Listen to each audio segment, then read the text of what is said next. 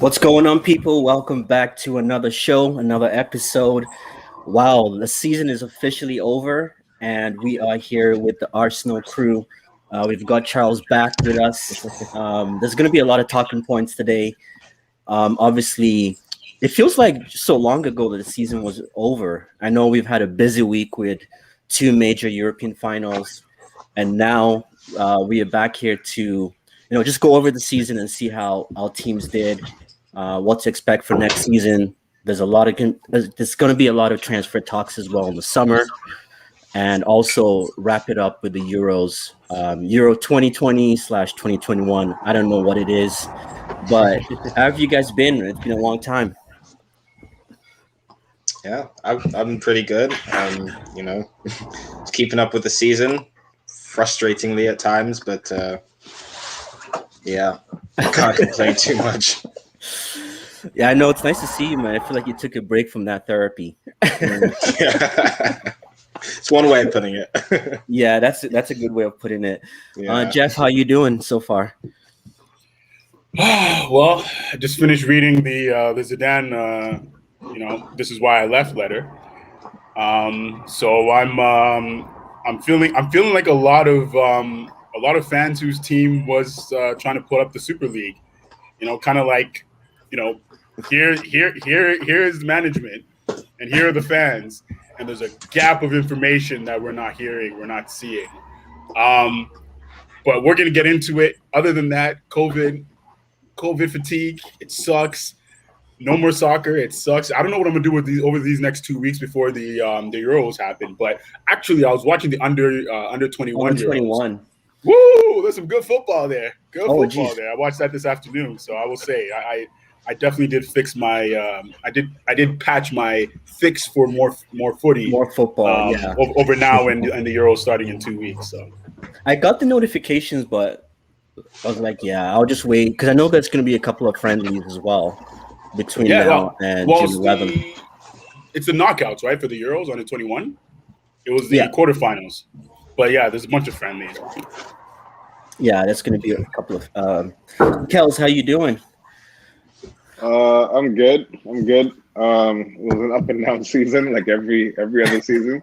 Somehow this one feels like it hurt though, because there was it's different when it's like you don't ever really buy into the belief, but there was moments there with Arsenal and Madrid where it was like Arsenal literally to the last day until the last 20 minutes of the last day, where it was like we're gonna make Europa, which is sad that I have to say that, but at least it's something. And that was good. And then with Madrid, it was again to the last day, and also within the last 15 minutes of the last day, it was like we could win the league, and then it's just no, everything just came crashing down in the last 15 minutes of the season. So it was a roller coaster of a season. But hey, as Man United fans, we've been there. Last day of the season and everything comes crashing down. So I feel your pain. Very fair. It's all good. The main culprit is gone like, now. So yeah, it was last minute of the season. But yeah, that must have been wild.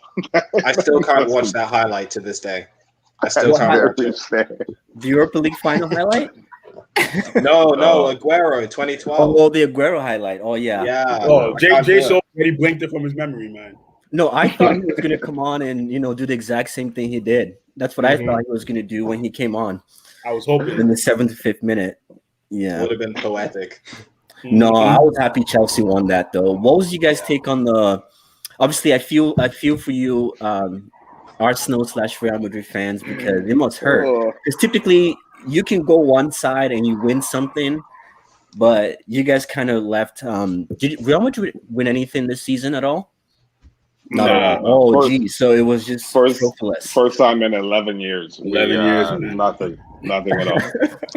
we actually lost more than we gained this year. Yeah, that makes sense. So what's you guys' take on the finals? Obviously, we're going to start with the Champions League finals. Was a big game. I know back in January when we talked about the season, no one had an idea that Chelsea would make it to the Champions League finals, and obviously they did. And I know for myself, I'll just speak really quick before you guys take the stage. I've been very amazed at what Tuchel has done this season, and I know Jeff, you're gonna have your say because I know you've had your number on Tuchel for a minute, so you'll have your say on that. But I've just been so happy to see the change, right? That Chelsea, the transformation a team can have when you put the right manager in charge, like the difference, and. I looked at the Champions League teams, and I felt Chelsea was the only team that I know. I messaged you guys in the group chat, and I said Chelsea is the only team that can face Man City and stand a chance this season. And it's nice to see them do what they did. So, what's your guys' take on it? Anyone can, start the show. I just want to say that I've noticed a very interesting formula with Chelsea. Winning Champions Leagues is that they can't do it with the same manager they started the season with. That's 2 for 2. Love it. I love it when you started that, Charles. Love it. As you were. That's 2 for 2. But yeah, no, it was an interesting campaign. I honestly was so surprised that Chelsea won because I was thinking I watched when they played each other in the Premier League a few weeks or however long it was before, where Chelsea got really lucky and won 2-1. And I was thinking Pep's going to really, really want revenge for that. And I was genuinely really surprised that Chelsea won it. I think they were very organized in the final and knew exactly what Pep was going to do. Well, to a point anyway, minus that whole no CDM thing. But I think they were very organized and had a clear game plan. I think also Timo Werner is lucky that they won. He would have been a scapegoat, and I wouldn't have been surprised if he got sold for maybe Lukaku or something. So yeah, that's my take on the final, to be honest. Tuchel's a phenomenal manager as well. I just want to say that. Did you have any predictions before the game? I thought Man City 2-0. Okay. Yeah. Yeah, that was me. I was really surprised that Chelsea won. Yeah. Kels, do you want to go? I mean, it's going to sound like a broken record or an echo, quite frankly, because my prediction was 2-1 for Man City. Now, I wanted Chelsea to win for various reasons. I was very surprised / impressed with they just came out with a specific plan and executed it perfectly. It was crazy because it was watching the game. It was oh, they should do this, this, and that. And it's they would. So in the first 15 minutes, we were watching with Jeff, and it was okay, Werner needs to move wide because he just can't finish for the life of him right now, anyways. But he was like Vinicius of Madrid. It's he's such a menace because he just so fast and so it's gonna draw 2 people every single time. And then Havertz needs to occupy that center space because he's just harder working Özil that can actually finish, in my opinion. Yeah, and it's actually going to make runs. That's how the goal came about too. Yeah. Right? Yeah. Yeah. So it was just it was kind of it was I don't know if I've watched a game like that in a while where you just specifically see the coaching decisions this is how they're playing, and then see the goal literally come up based on a strategy. So to me, it was impressive. Even when they scored, I didn't think they were going to keep the lead. I was surprised Man City didn't score at all. But then you have Ngolo out there doing Superman stuff, which is a whole other thing. And then of course, the Rudiger thing, in my opinion, I guess I have my views on Rudiger, but I just don't think that it was completely. It just didn't seem natural to me. It seemed like one of those where it's I'm gonna stop, but I know I'm stronger than you, and I'm gonna make impact on you. And I think that was a little bit of a crucial point because the moment De Bruyne left, the game was basically done. Isn't it ironic that City is now rumored to be going after Ramos after that Rudiger challenge? Oh, is that true? Real? Yeah, City. Yeah, really? City is willing to offer him 2 year plus a third to go to New York City after, like what they were going to do for Messi. Oh wow, I haven't heard this yet. Oh man, wow. Yeah, Ramos. Anyways, I don't want to derail the conversation. I just want to make a funny joke about how Rudiger does that to De Bruyne, and then dude is like, I need my own Rudiger. Yeah, well, that was essentially it for me. It was like I was happy with it. I was very surprised by it. Yeah, and I think Tuchel after this, I've quite frankly between Saturday and now I've watched 2 documentaries on Tuchel because I just need to really understand what he does because I didn't follow Dortmund and PSG. Every time I watched him, I was just a little looking at Neymar and Mbappe. I wasn't focused on what anybody else was doing. But I feel like I have a lot more respect for him right now. Now I don't know if it's a long-term coach, but it's this whole point where like I feel like in the modern day, you just got to plan for 2 years at a time. And so it's like, just win as much as you can in 2 years. And like, yeah, you get another coach, but just get the right coach every 3 years. And yeah, everybody does that.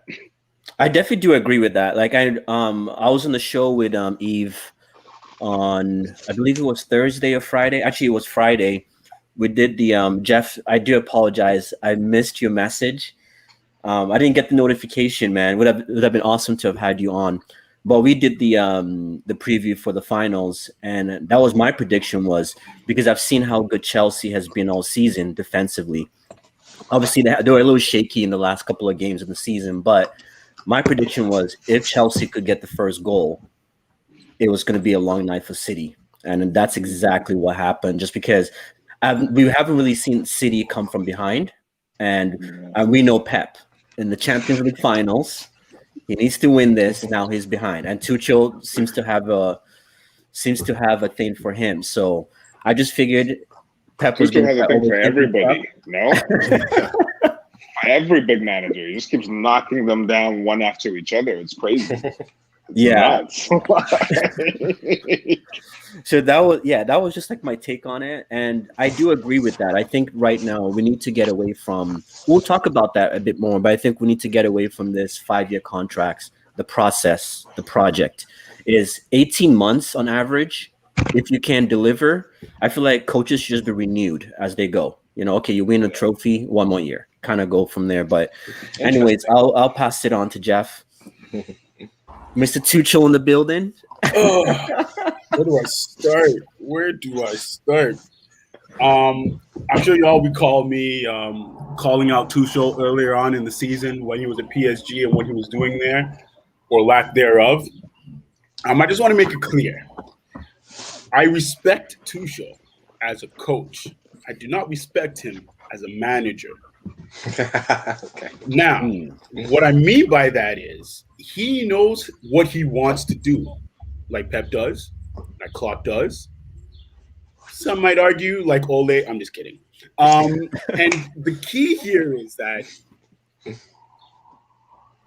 I call Tuchel Klopp light. He is essentially taking Klopp's system. After Mainz, he went and coached Mainz.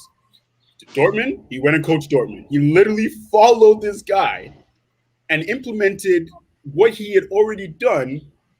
Where he did kill it as a coach was that pressing. The off-the-ball press requires such attention to tactical details. You need the team, and that's why it didn't work at PSG. Neymar ain't pressing off the ball. All Neymar's pressing is the grass. Mbappe ain't pressing off the ball. Only thing he's pressing is the goalkeeper and the center backs. And then you have a midfield in PSG that's garbage except for Verratti. Yeah. They don't have the fitness, they don't have the technical, they don't have the IQ. It wasn't the right place for him. I called him out for what he did at PSG. Now, let me just be clear though. Let's not forget that Frank Lampard got them this far. Frank Lampard, as much as I thought that he was, that's why all of us thought that Chelsea would never make it this far, right?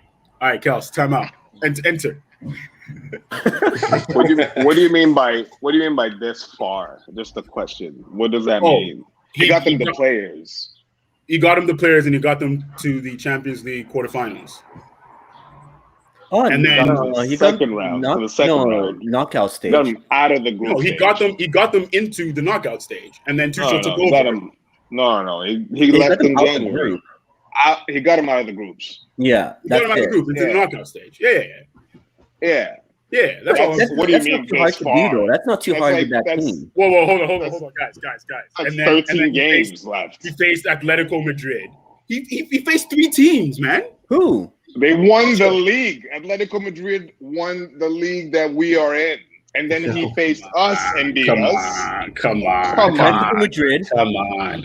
Let me just put things in perspective. You can't go down that. Porto beat Juve. Porto beat Juve, yes. Porto beat Juve. He faced Porto, and then he faced Porto. Then he faced Real Madrid, and then he faced Man City. Come on, man, you got to give him props. Are you serious? You got to give him props for that. Porto. Oh my gosh, guys! Listen. What was? Let me just clarify. The second in that 3 in a row, we faced who was it? Schalke, and then we faced a bunch of scrubs. So was that not even into? I mean, no, we Manchester City, but not that city. We faced the Pellegrini City in the semis. That's why this argument. I'm like, it's not I don't really. You got to beat who's in front of you, and he beat them well. All of them. Including us. He beat them. I'm not taking anything away from him in terms of what he did. What I am taking away from him is this over belief that Tuchel is a great manager. Again, he has not proven himself over a full season. He has spent on average 2 years everywhere he's been. He has not proven himself as a manager. He's proven himself as a coach. He has tactics. He has a way of playing. He has a style. You need the players to do that. He lucked out that Chelsea had already gotten those players. Okay. He didn't change much he didn't change the personnel on the field compared to Frank Lampard. He changed the tactics, the strategy, the approach, how hard they worked. He did what Frank Lampard sucked at. Frank Lampard was probably a great manager. That's why everybody, the players liked him, except for maybe Kovacic and some other people who were like, he didn't deserve Lampard was like Pirlo. Anyways, the point I'm trying to make is this. I am not ready to give Tuchel the props as a manager until he's gone through a full season, because that is how you get found out. Now, Pep Guardiola lost the finals. Let's not get it twisted. I don't want people to keep going out there and Tuchel 1-0 in the 45th minute because you lacked a center defensive mid. Only 2 times all season has he done that, and he does it in the Champions League final. The whole not having a striker thing is whatever. Sure, I wouldn't trust in Jesus in Jesus either. And Aguero, I would argue that Pep shot himself in the foot by not getting him in form in time, knowing that he needs a striker. Both times he lost to Tuchel, he didn't have De Bruyne. He didn't have De Bruyne one of the times. He didn't have his full back line. For me, I don't know how what kind of a system is that? 4-5 or was it 4-6? He literally had 6 midfielders. Pep lost the game, and anybody who says otherwise is who just loves Pep is crazy. Tuchel didn't beat Pep. Tuchel out-tacticked, out-strategized Pep. So what Tuchel did. You sound like you. You know what you sound like, bro? What? Hold on. Let me just note that I am a Madrid fan. There's a lot of bitterness that Chelsea beat us. But again, I want to make it clear. Tuchel he didn't change anything. He didn't need to. Pep didn't give him any reason to. But if Tuchel is forced to change his tactics during the game, as we've seen at PSG when he was in the Champions League, as we saw in the final games of the season, when he goes down, when he has to change his tactics, there's a problem. That's when he fails, right? It's the same thing that Zidane he did change. I would argue that he did change it because in the first 20 minutes, Werner was way more central, and Havertz was way more cam or center or attacking midfield, and for the last like 70 minutes, Werner was just it was clear. It was just like Werner out wide, Havertz down middle, and then Conte just back to back basically, and that is when they. So I would argue that he did change it. Now it's not revolutionary or anything. I don't think it's an amazing. I'm not out here saying bring him to Madrid or anything like that. But I think it's like you kind of need to give him his laurels. 100%. Not yet. 100% Not sure. yet. Give him like 100% sure. after next season maybe if he lives up to it.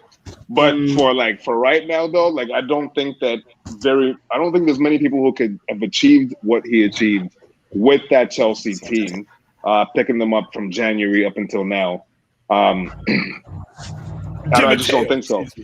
No, but Di Matteo listen to Di Matteo's team. No, I know. Di Matteo I'm just messing. Oh yeah, are we gonna go down that roster? No, we don't need to. I'm just messing. Okay. All right. It was Mourinho's team that Di Matteo took to Champions League. Let's be very real. Yeah, literally. But again, he didn't. So Rod, he didn't change his strategy. His strategy was always press off the ball, overload the side, and counter on the wings. That didn't change, even though Werner was pulled to the wings. It became more effective because you actually had a goal scorer.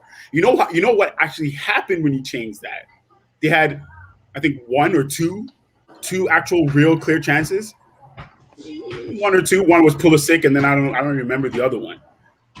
All I'm saying is that Tuchel will be found out next season because he does not have the ability to change mid game. If Kai Havertz is injured, what's he gonna do? Play Pulisic? If N'Golo Kante isn't there, the system falls apart. So, ultimately, it boils down to this for me. If he is so good as a strategist, as a tactician, or whatever, and he's so good at coaching, it wouldn't matter who he has. He'd be doing the same thing. If he came in September and did this, I would be a full convert on Tuchel. Until he does this. He's not sold on me. I guarantee you, Tuchel has been always known at Dortmund he did it, at PSG he did it. He can't seem to communicate on a level to the players. He's kind of like Conte, like Conte. He doesn't know how to communicate to the players on a human level, and that's where he's going to lose them because all these kids with all this energy that people keep forgetting. All of these players were thinking they were going to be gone. Rudiger has no contract. He probably won't be here next year. Jorginho, N'Golo Kante, both of which over the last 3 years have been the rumors have been, they're going to be leaving. They're going to be leaving. They all were playing for their future, right? The same thing happened to Real Madrid when Zidane came back after Lopetegui and Solari failed. Won the Champions League, right? So after Rafa Benitez failed, won the Champions League because there is a sense of urgency that players will put upon themselves for contracts, for making sure they get the coach behind them next year. The counter argument to that. I'll let Charles talk first. Cause I know Charles has been trying to say something, but I gotta say something about that too, man. I gotta say something. I just wanted to ask because you said that Tuchel didn't win the final, Pep lost it, but Tuchel's also beaten Pep 3 times this season, including the Champions League final. So, what do you make of that? Do you think he actually, do you still stand by Pep lost the final? Do you think that, Tuchel actually has some kind of formula where he's, living in Pep's head rent-free? No, because the same thing Tuchel did to Pep, he's done to every other coach. Tuchel doesn't change his system. So, but if you have one system and you're beating everybody with it, if you have one system and you're beating everybody with it, how I don't understand how that's an argument against him. You could also argue that players. That's all. That's why it makes it seem like he's making tactical changes.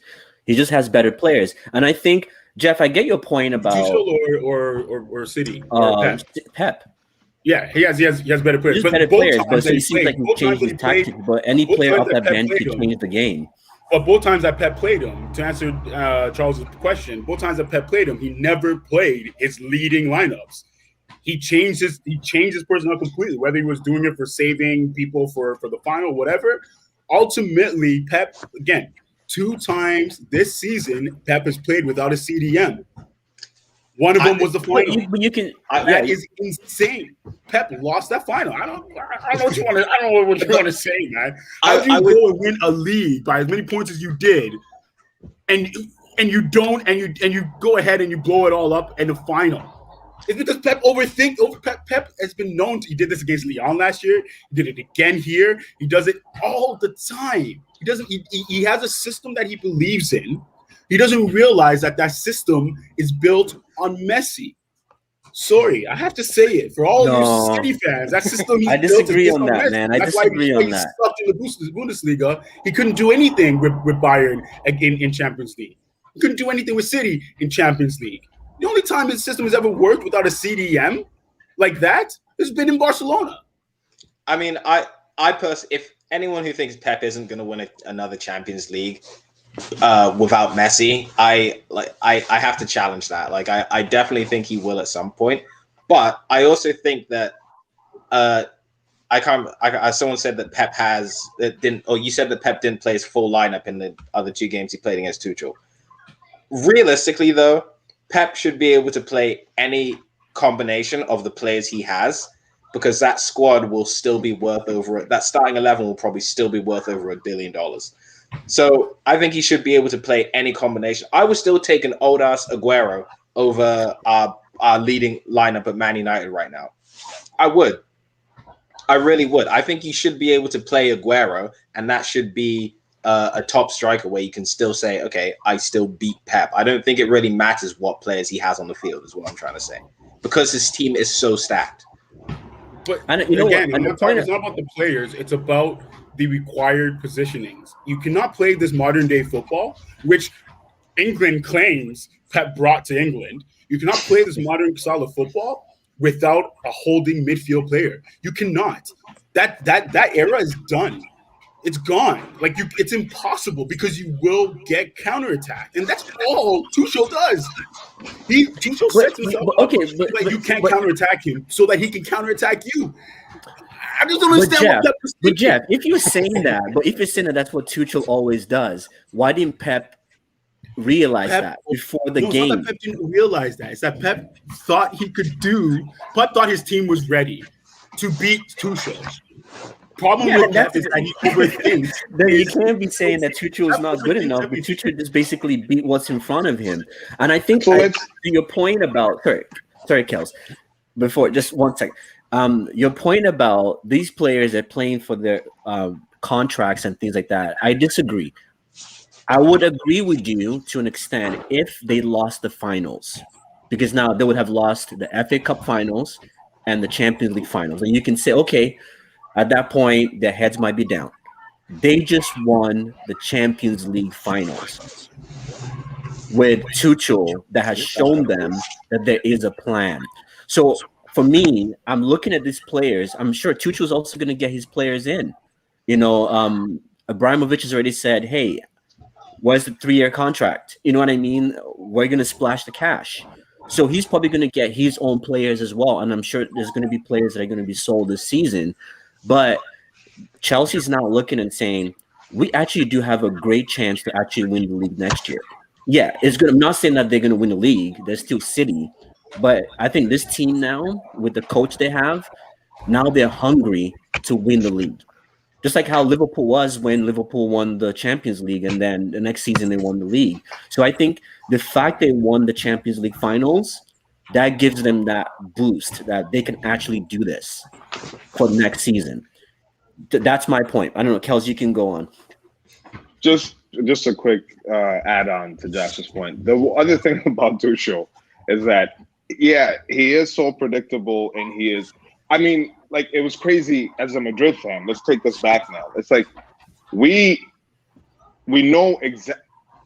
If you are playing somebody who is so predictable and who doesn't say he's beaten Klopp, He's gone. He's taken. He's just taken. Name a top manager: Ancelotti, Pep. He's taken everybody down. Right? Madrid. We randomly over the two legs in Chelsea because of his system, and because I guess Zidane was so freaked out about his system, we changed the entire way that we would normally. We showed up that day with both games, 3 at the back, with 5 in the middle. The one day we were playing Marcelo as what, like a midfielder. It was ridiculous. It was just like everybody. If you have a manager that all these top managers for some reason are so freaked out about a system and they keep changing their system, why else would Pep play with no CDM? He probably saw something. I don't know what he saw, but it's the same reason why we played with no right back and left back, and we got destroyed just on the wings. Like it's like, oh, we're gonna man mark them, and like our D look confused. And you go back, Porto changed the way they played against Juve to face him. Atleti just came in and just like they just sat back. They were just like, oh, all he does is counter. We're gonna let him attack us, and then he beat them. Like it's like it's a like I get what you're saying in principle, but it's a difficult point to prove when it's like everybody's changing their systems because of this one manager, and somehow he just beats them all and like wins. You got to give him some credit. Like, yeah, the point of like it needs a full season. Yeah. And the credit I gave to him was that he is a great coach. He is not a good manager, and that's what I said. And so he's not good in the long term. He's not good in the long term, and that's all I'm saying. Is that he needs a full season. Most managers are not good long term. If you're not winning trophies. Well, but that's different. It's different. It's different to say since Ferguson. Like, what's the last long term manager? What, Klopp? No. But like, are we talking about long term, or are we talking about 2+ years? Because Tuchel has never been in the place for more than 2 years. 2+ years. Yeah, Klopp was in Dortmund for more than 2 years, but his last year they finished 16th in the league. After they won the league 2 years before. Yeah, exactly. Right? Like, it's like, I'm like, it doesn't, I feel like the modern day, the long term is like, you just got to plan for like 2 years at a time in the modern day. Because like, who is winning anything consistently other than Pep? Who's doing anything consistently for more than like 2 years? Name one manager. Because if not one. I'm sorry, Pep said you have to refresh your team every 2 seasons. And apart from Manchester City and maybe Chelsea, nobody else has the owners or nobody has that money to be refreshing the team every 2 years, like Pep does. PSG keeps picking these. Okay, PSG. They fired him and they still didn't. They didn't even win the league. Like they ended up worse than they were when he left. No, they didn't. PSG, they didn't. They ended up better than when he left. They definitely did. They definitely. Apart from Mbappe and Neymar, that's it. Wait a second. When he left, they were almost about to not make Champions League. What are you guys talking about? Yes. No. They got to the final in January. The whole season. The whole season they're in second. They fired him. They were literally 1 point. Yeah. There's no way that's what happened. That's what happened. What happened was because Tuchel, the players were upset with Tuchel, from what I heard. The players, especially after that game with the Turkish team. The racism thing whereby Tuchel was asking the players to get back on the field, and they said they were not getting back on the field. And I think that was a lead up to there were a lot of other disagreements in the dressing room. There were a lot of Neymar and Mbappe didn't like him from time. There was a whole thing where Mbappe was cussing him out on the sidelines. Neymar had the whole thing with him, and then that was like a tipping point. And then we're second in the league, and then it's a wrap. And I could see why Neymar and Mbappe won't like Tuchel, because they wouldn't. He's strict, man. Like, he's serious. He's focused. And when you guys Neymar out there, you guys are saying PSG was worse off after Tuchel left. They were 1 point off of. No, I'm not saying that they were worse off after Tuchel. I'm not saying that at all. But all I'm saying is that I don't think he got fired because of his performance. I don't think he got fired. I think he got fired because he doesn't know how to handle a dressing room that doesn't listen to him all the time, just like Conte. Poch is going to get the same treatment. I think Poch is only a matter of time before Poch will be knocking on the door and saying, "You know what? I need out." I think Well, I think the that's- problem with that's already PSG, done the leave. problem with PSG, Problem I don't PSG think is it's bigger, yes. it's not the coach. It's like it's different. It's like they just don't. They keep buying people in the wrong places and giving them all this power, and then they drive the. It's like the NBA where like the players can get the 2 players can get like the coach fired, and that's always going to be a problem in my opinion. Like PSG, they need to really look at it because it's like, yeah, they fired Emery. He's won Europas back to back. Not that Emery's amazing by any standards, in my opinion, as an Arsenal fan. Now they fired Agreed. Tuchel, and then he's gone and won like a Champions League the next season, halfway through the season with the way crappier squad. It's like PSG is just like, Ooh, really? A way crappier squad? I do not think Chelsea is a crappier squad than PSG front to back. Do no chance. wow. PSG Give just me- has 2 players. Oh That's no. it. Oh yeah, I would No. disagree with that too. Yeah, no. This PSG, Neymar, Mbappe, that's it, and Verratti, that's it. Oh, okay. So I you don't I agree don't with know. me? Actually, I'll rate Marquinhos. Marquinhos is my G. I'll rate him. Okay, but again, Wait, so let's hear Charles talk, please, because we're just talking out here. No, I would definitely Let's say move that on from the Chelsea. Chelsea thing anyways. We'll continue, Joe. I think Chelsea has a not as good squad as PSG. I think I'm pretty sure half of Chelsea's squad is PSG rejects. So No. Wow. their manager, correct, though. the 37-year-old defender. I And mean, that's it. That's it. one person on the field. That's it. Again, No, I'm with Chelsea's Jeff on this one, man. I think that is Chelsea team. way better. I won't say than they're PSG's better, but I midfield. think the Chelsea team is more balanced. They're young talent. I think the problem is because they're young. PSG, they actually do have quite a lot of old players now. I think Chelsea, they don't look as good because they're all young. They're coming into they're young, promising talents. So that's why we don't see them as good. But I don't know. I just think the Chelsea team is a better squad overall. I think that's just a better squad. It's I think balanced. that They're not if too you big. had I think that if the PSG players, I think the problem with the PSG squad is the mindset. I think if the PSG squad had the right mindset and the right coaching they've had from multiple people, not Emery, like I'm talking about Ancelotti and Tuchel and whatnot. But I think the mindset, it's changing a mindset is more difficult than changing like sort of just the tactics. On field I think tactics, that's where the struggle is. I think that's where Tuchel struggled with PSG because it's like you can't go into a squad where the players already. It's like Madrid, the Galacticos Madrid era, where you had Beckham and Zidane, and Beckham just decided that he always wanted to play in the middle. So you had the best right midfielder ever, well, at least at the time. And he comes there and he's just like, I always want to play in the middle, and like Ferguson would never let him play in the middle. And then you have Zidane, who was like one of your best central midfielders at the time, who was like, I always want to play on the wing, but no coach would ever allow me to play on the wing. And then you switch them both, and then you don't win anything for 4 years. It's like, I think that's what PSG is right now, where you just have like the players just have too much power. And then I think that's what it is. But it's not even. I think we're probably running through this Tuchel argument or conversation, but I think Yeah, we it's got, good one though. more That's year to see where that's it the main lands. highlight of the week though. It's the final. I was gonna say, let me just wrap everything up.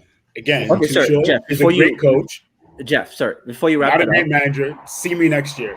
I'm done. That's it for me. Oh, I was gonna ask How you about to Tuchel? add. I was gonna say to add. Sorry, I was gonna say to add. What would make you respect Tuchel, and what do you think that Chelsea needs to add to win the league next year? What Tuchel to make me respect him? For him to not leave the same way he's left Dortmund and PSG, to not leave City that way. Chelsea that way. If he leaves because Abramovich is an idiot, Abramovich has done that so many times, or because he's not getting the quality players he's asking for. Fine, that's it. He needs to prove to me his managerial acumen, because a great coach How is can be an that different assistant. from any other manager, though? Are you holding him to a different standard than everybody else? No, not at all. Not at all. Like it's the same thing with Mourinho. It's the same thing with Mourinho. When Mourinho How did Klopp did leave Dortmund? How did he leave Dortmund? Oh, because he wanted players that they weren't ready. They were just selling. They sold Lewandowski. They sold Götze. They were selling the players that he needed to continue Right, the form. but when he Expecting him to continue got in the there, form. when he got there, though, nobody knew those players, right? He scouted them with a Dortmund scouting system, which has to be one of the best scouting systems there is, right?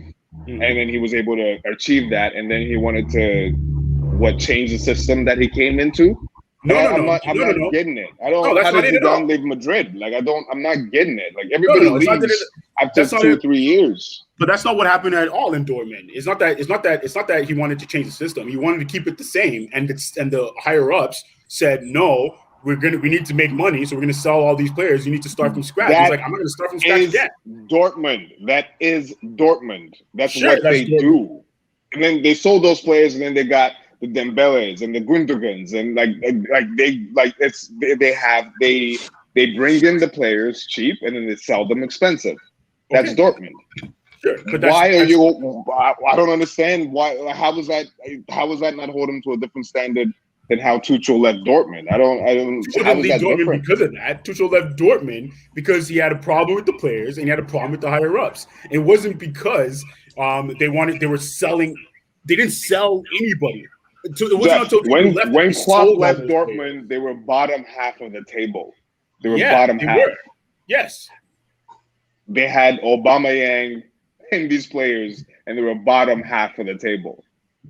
I just don't get it. I feel like you are holding him to a different standard than any other manager.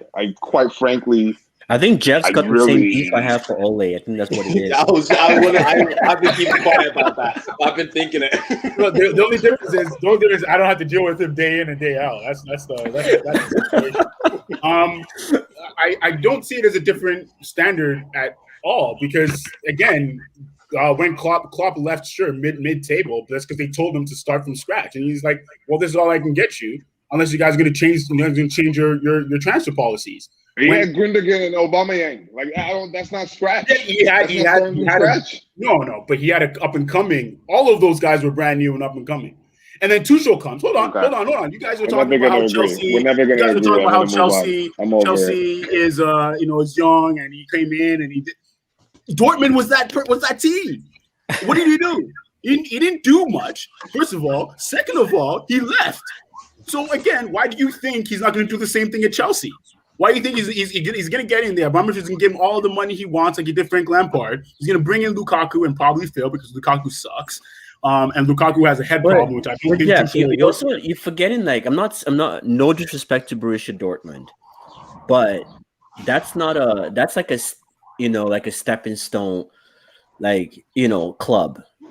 I don't think he's going to do that. Like, he didn't do that at PSG, and Chelsea is now basically one of the European giants, like certified. No one can argue and say, "Oh, Chelsea is a weak team. It's a banter team." I think he's at a good club who wants to win. They have an owner who wants to win. They have the cash. They have the checkbook.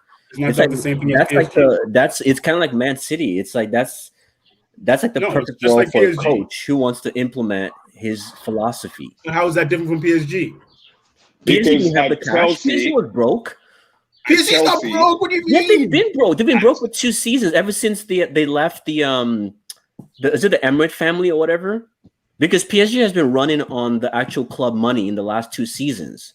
That's why they're not buying players. That's what they're getting. They've been running on that because they broke money. They don't have the same oil money they had before.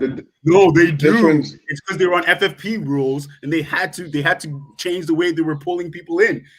You think PSG can sign Neymar? Why is PSG just sitting on Neymar and Mbappe? What's the other star they bought?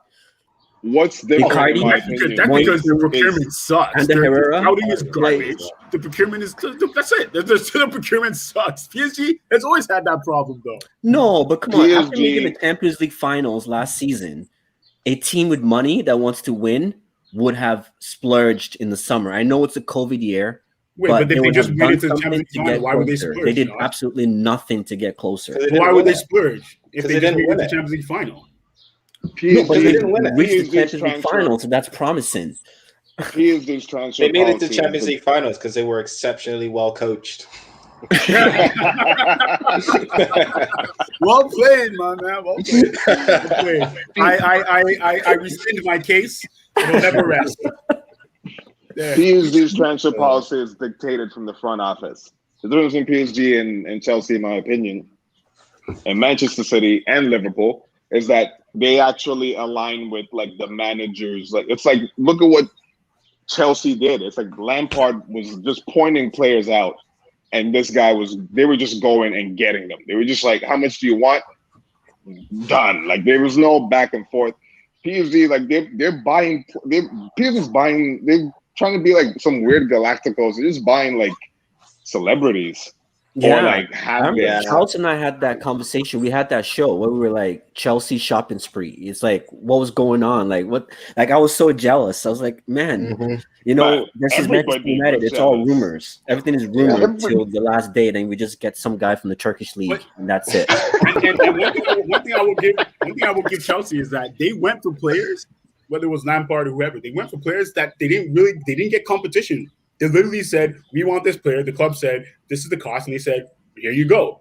Right? So two things, like you said, Kels, they didn't do that back and forth nonsense that, you know, United did, that a lot of other players were doing, a lot of other teams were doing, even Liverpool, losing out on players, or Arsenal. But they also... Oh, whoa. Don't even mention Arsenal in that conversation, because that's going to be here all night. Another thing is that is true is that they went and I gotta give it, if you're gonna say it's Lampard, I gotta give it to him. He went for players that were they weren't up and coming. They were there. They just needed that next step up, right? All four of us knew these players, Jeff. But no other team wanted them. No other team was willing to bid against them. Right? No one had money. This was a COVID year. No one had money. And Chelsea did not have a transfer, because remember, Chelsea had a transfer ban, so they still had the money from last season, from the season prior. Mm-hmm. So Chelsea was the only team that could really like splurge in the market last summer. Mm-hmm. I'm making this point. I'm not condemning Chelsea for anything. I'm just saying though that like the transfer policy that they enacted last summer was epic, because I had been watching Kai Havertz at the end of last season with Bayer Leverkusen, and I was just like, yo, if this guy wants to come to Madrid, please bring him. And then obviously Madrid was like, one of those players, every one of them, Ziyech, Havertz, even if we're gonna go back to last season.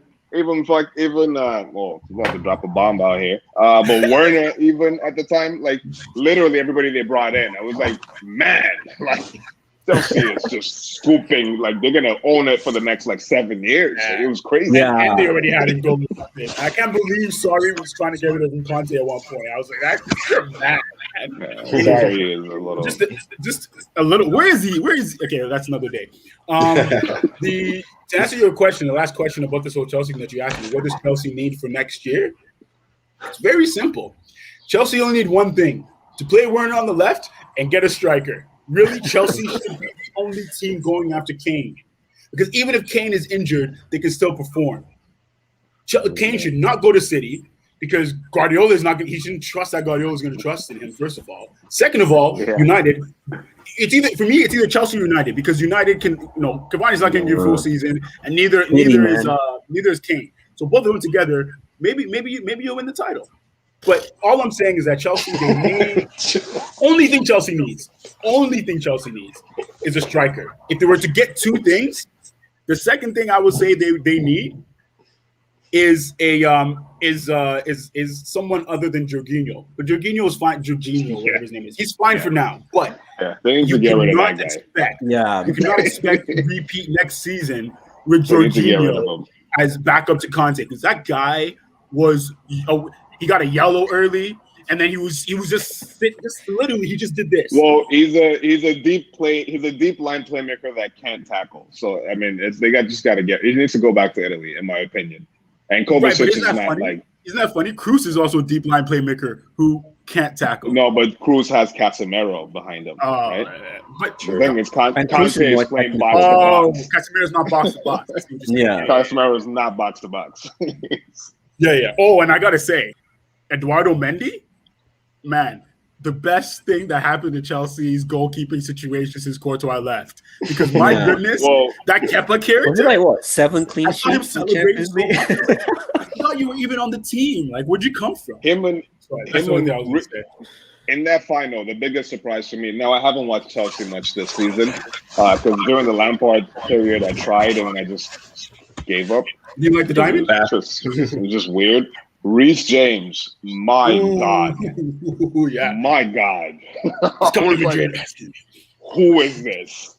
How much does he cost? Can we please get him? Because Madrid right now is having a right back crisis. That's really what killed our season. That guy, he's British? He's British English? too. Yeah. English. Yeah, the Euros 2020 is going to be interesting, man. He is a problem, that one, in my opinion. So that's my answer to that question. What about you, Charles? Who do you think is what else do you think Chelsea needs, if anything, next season?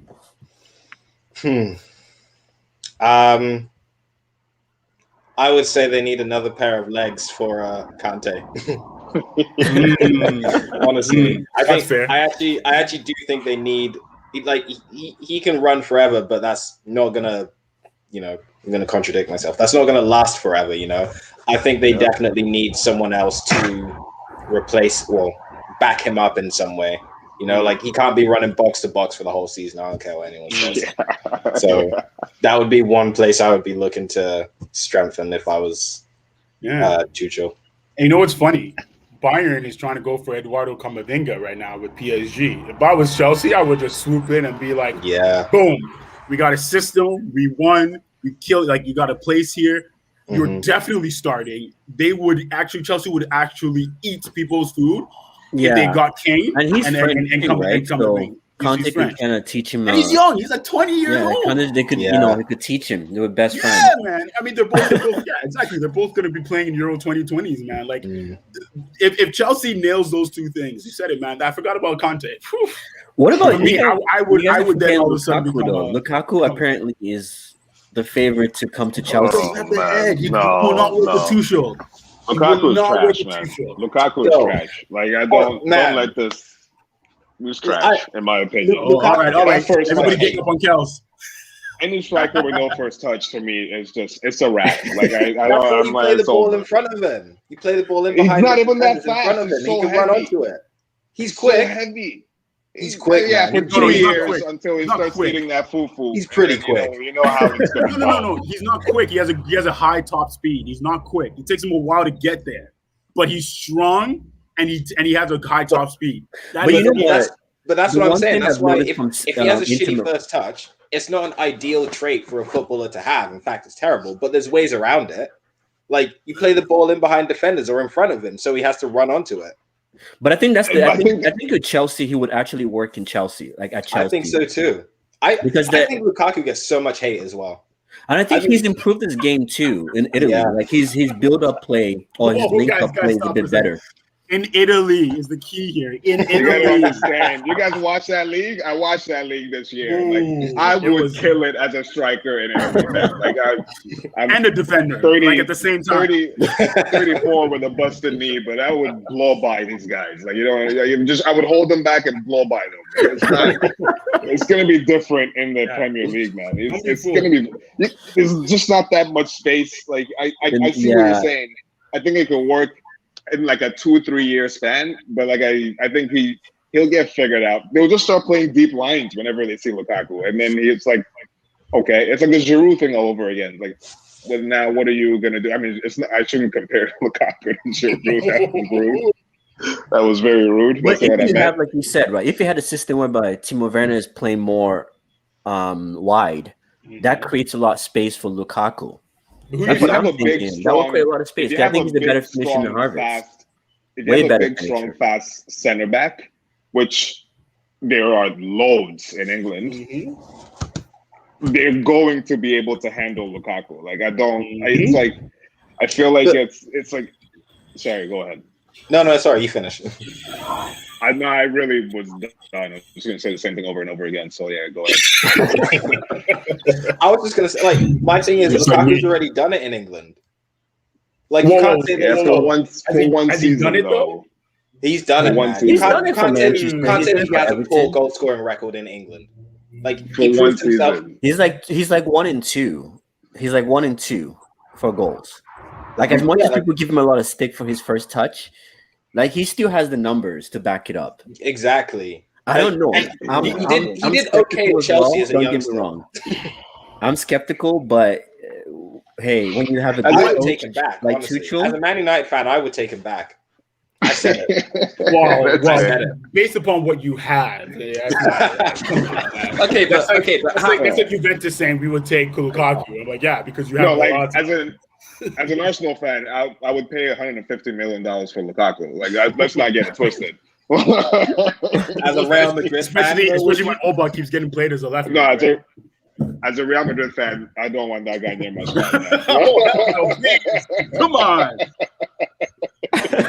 but Charles, though, or Josh, to your point, though, who gets sacrificed in that team then? Who gets sacrificed from that starting 11? If Lukaku plays and you keep Werner, who you sacrificing, Mount or Havertz? Mount who played the dirty pass. Havertz, man. For the goal. I would sacrifice Jorginho and play Conte as a CDM. Like, then just let the run do whatever. Kel's is full up just like get that guy out. I don't know what he brings. Yeah, because Conte can play. Conte can do the job of Fred and McTominay. Makelele, yeah. So you just need him. That's all you need in front of the defense, and that's it. And that's why sometimes I feel like Chelsea's defense looks so good is because Conte is just sweeping everything before he even gets there. Yeah, you see that tackle he had? A couple tackles he had on De Bruyne yesterday. Yeah. De Bruyne was man marking De Bruyne the whole game. It was dirty. And somehow still like Rudiger touches De Bruyne for one time, like shoulders him, and he broke his nose and eye socket. I was like, his eye socket. What? Yeah. That was a professional foul. That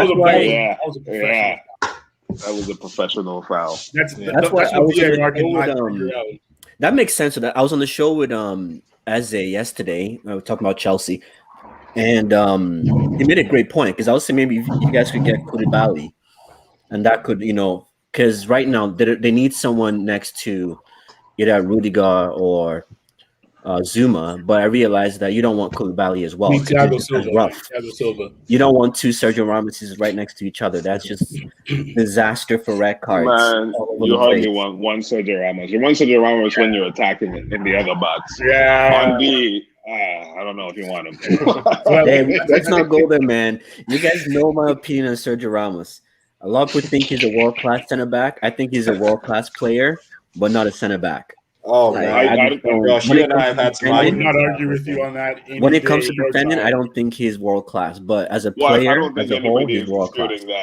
I don't think anybody's disputing that on this score, anyways. Hey, Charles, man, you can defend me on this. You guys were having that whole conversation at the bar about how good Sergio Ramos is top 10 of all times. Yeah, hey, top 10. Whenever we have this conversation, Josh, I'm always going to say that I think Sergio Ramos is a world-class centre back. Yeah, because that's the position he plays. Agreed. Yeah, I will agree with you. Top 10 Yeah. Top 10 of all time. Come on, it's just because of the people you're gonna forget. You can't do all time, man. That's ridiculous. Of this generation, of the last decade. Still though, rating. Ramos is on his butt, man.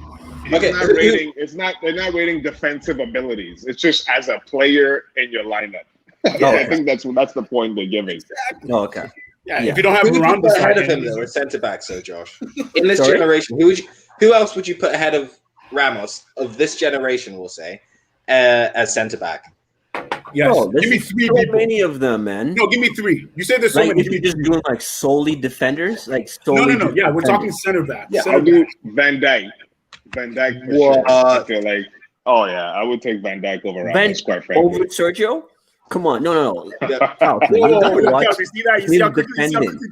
always getting a yellow card. It's because they're Man United fans, or bro. He's getting left behind. Because they're Man United fans. Yeah, I take Van Dijk over Ramos. That's what I'm saying. I take Van Dijk over Ramos. You take Van Dijk over Prime Ramos. So Prime Ramos was good at going forward. Like he could, like his presence really helped the team, and then he was scoring goals last minute. So that's why it seemed like he was an amazing center back. But if you actually look at his defending, why not play him as a forward then? Sorry, why not play him as a forward then? If all he does is score goals, why not play him as a forward? We don't realize we wouldn't have to score those last minute goals if he wasn't dropping the ball at the back on D. Like it's like he does show up and rescue us, but my God, on D, there's like multiple times where I'm just like, Ramos, just step up. You're supposed to be the sweeper. Everybody else is in line. Like, why are you there? Like, It's good, Charles. How many times did Sergio Ramos have a clean sheet? No, Like, we don't get listen, I don't. You know what I I mean? mean, last Because year when you have last the year we did it. BBC scoring 5 goals and your average score is 5-2, 5-1, 5-3, 5-6, you're gonna be looking good. Josh, you know defense isn't just the center backs. You know this. It's your balance is involved. Who he has in front of him who is involved. Like He's a leader. No one is arguing. He's an amazing leader. Right. He's an amazing leader and an amazing back in 2 player. seconds. But just solely defending, nah. But Van I'm Dijk not is a giving it to leader him. too. I'm not Van giving it Dijk to is a leader as well. Like I would think take Van Dijk over Ramos. If Yeah, I I had think to Josh pick, if I had agrees with 10 defenders, Josh agrees. Yeah, it's Charles you doesn't. and Charles. That Whoa! seems Me? like- No, I said Van Dijk 100%. I was just saying that I can't think. I can't think right now of players, but I can probably write a list of how many 3 players people that will before go. Ramos. Van Dijk, Varane. That's it. Who else would you put before Ramos in the last decade of our generation? I take Alaba before Ramos. I can't right now. I'm blanking out. I'm blanking right now. Okay, but- I'll give you that. I'll give you that. I take Alaba. Okay. I would almost even take Marquinhos, but it's not a fair comparison because it's based on current form. But I would almost take him over Ramos because he does what Ramos does. He does. But he also does. defends. He also Thiago defends. Silva as well. Okay, Thiago Silva so as that's well. 4. All right, you Thiago Silva in his prime. He's I would not take good. over Ramos. He's prime though. Come on, you got to give him his In his prime. I would take him. Thiago Silva had what? 2 years of his prime. Ramos had like 5. Come on, man. Thiago Silva. But it's harder. Yeah, Ramos had a longer Okay, prime. over Sure. Ramos Sorry, too. go Over ahead. Ramos right now. Do you want to go back to people who are already retired? Because Ramos, that No, would be no, Ramos is of we this can't. generation. You can't. No, you can't go bring up back. 'Cause then Nesta. you'd name no. 15, I'm not 20. talking about that. Wait, how old is Sergio Ramos? So he's basically half his time. Bro. 35, Like we're talking about people who retired like a couple of years ago that were at their Who are you prime. thinking about? Ramos Just say- is near just say the retirement. names. What? Ramos is not at retirement, so you can't say who retired. You have to say who retired 10 years What do ago. you mean he's not at retirement? He's like 35 or 36. He's done, man. Like what I'm saying, like so he's 35 years old. So he's already gone through. He was already bossing it up when Rio Ferdinand was still at Manchester United. So that's what I'm saying. It's hard. He wasn't If bossing you're it trying to up go when through his Ferdinand was- career, No, fam. that list If you're is gonna so compare long. him to like Vidic and stuff, that's what you're trying to bring in? Vidic? Yeah, I that's what take he's trying. Vidic over Ramos. I take I'm Vidic saying over if we're trying to Ramos. go back, we can go back over 10 years. I we would can too. even go back 6 years. And there's Yeah, players Charles, that have Vidic- retired better than him. Yeah, Charles, Vidic over Ramos or Ferdinand over Ramos? Those two. Who would you take? I think I would take Vidic more, and the reason why is because I think they're very similar players in the sense that they're both like no nonsense defenders. I think. Yeah. I would take Vidic, but I'm also I think a little bit biased as well. I'm not. Yeah, I would definitely United take fan. Vidic over Ramos. I'm not a United fan at all, and Actually, I don't know. That's a tough one. I would definitely take Vidic. That's a over really Ramos. tough one. Yeah, I don't know, man. Like for me, I think if you just close your eyes and just think defending, The more take I away think the about it, goal, the more think I'm away like- the leadership, just defending, Which one-on-one defending. Nah, I don't trust Ramos, man. I'm sorry. I think you're either going to get a yellow card, a red One-on-one, card, okay. or he's going to be left behind on the floor. I'll say one-on-one defending. I would take Vidic, not because I don't trust Ramos, because I just think Vidic is probably a bit better, slightly edges it. Overall, because of his goal threat as well, I would take Ramos. I'll put it that way. So Over you're building a Evans team. Johnny Evans from Leicester City, bro. Is probably better than Ramos. John Evans. Defending. Okay. Defending. Okay. I'm Okay. just gonna My keep heart quiet just during this skipped a whole beat. thing now. Yeah, easy. Okay. Johnny Evans. Wow. So I guess it goes from Tuchel, That hurt physically. Josh. Okay, anyone who's watching this is probably like, okay, this is a real Manchester United fan out here. That's still hanging on to the glory days. Yeah. Are you also going to Who put was the Smalling one? in front of Ramos? Who was the one who used to do this? What was his name? Wes Brown? Was that? Yeah. That was Brown, man. I remember that. Hands in the pocket. Just I'm like, yo, attack the player, man. Stop going backwards. Would you take him over Ramos if you're going all the way to Evans? Damn. That's damn I'm just kidding. not No. I like Not too Ramos, hard. man. I like him. I like him as a player. Like, trust me, if he came to Manchester United right now, I'll be happy. You know what I mean? Like, Can you guys just take him, please? Can you call somebody? Kels, you don't need to take anybody. Nobody needs to take him. He's gone. As simple as that. We are not re-signing him. He's gone. Okay, guys.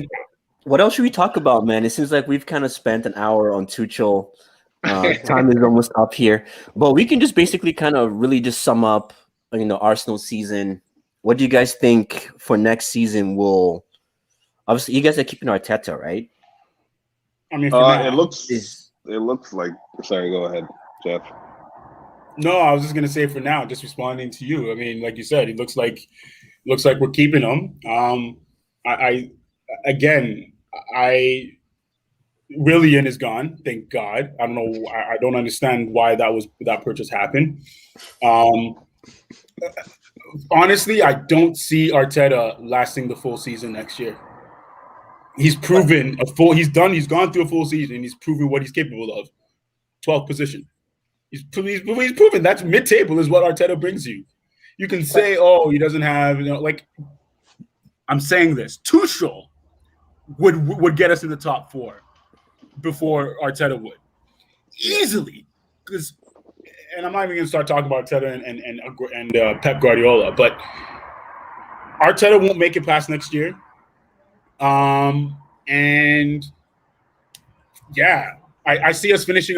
I see us finishing above Tottenham next year. That's all I can tell you.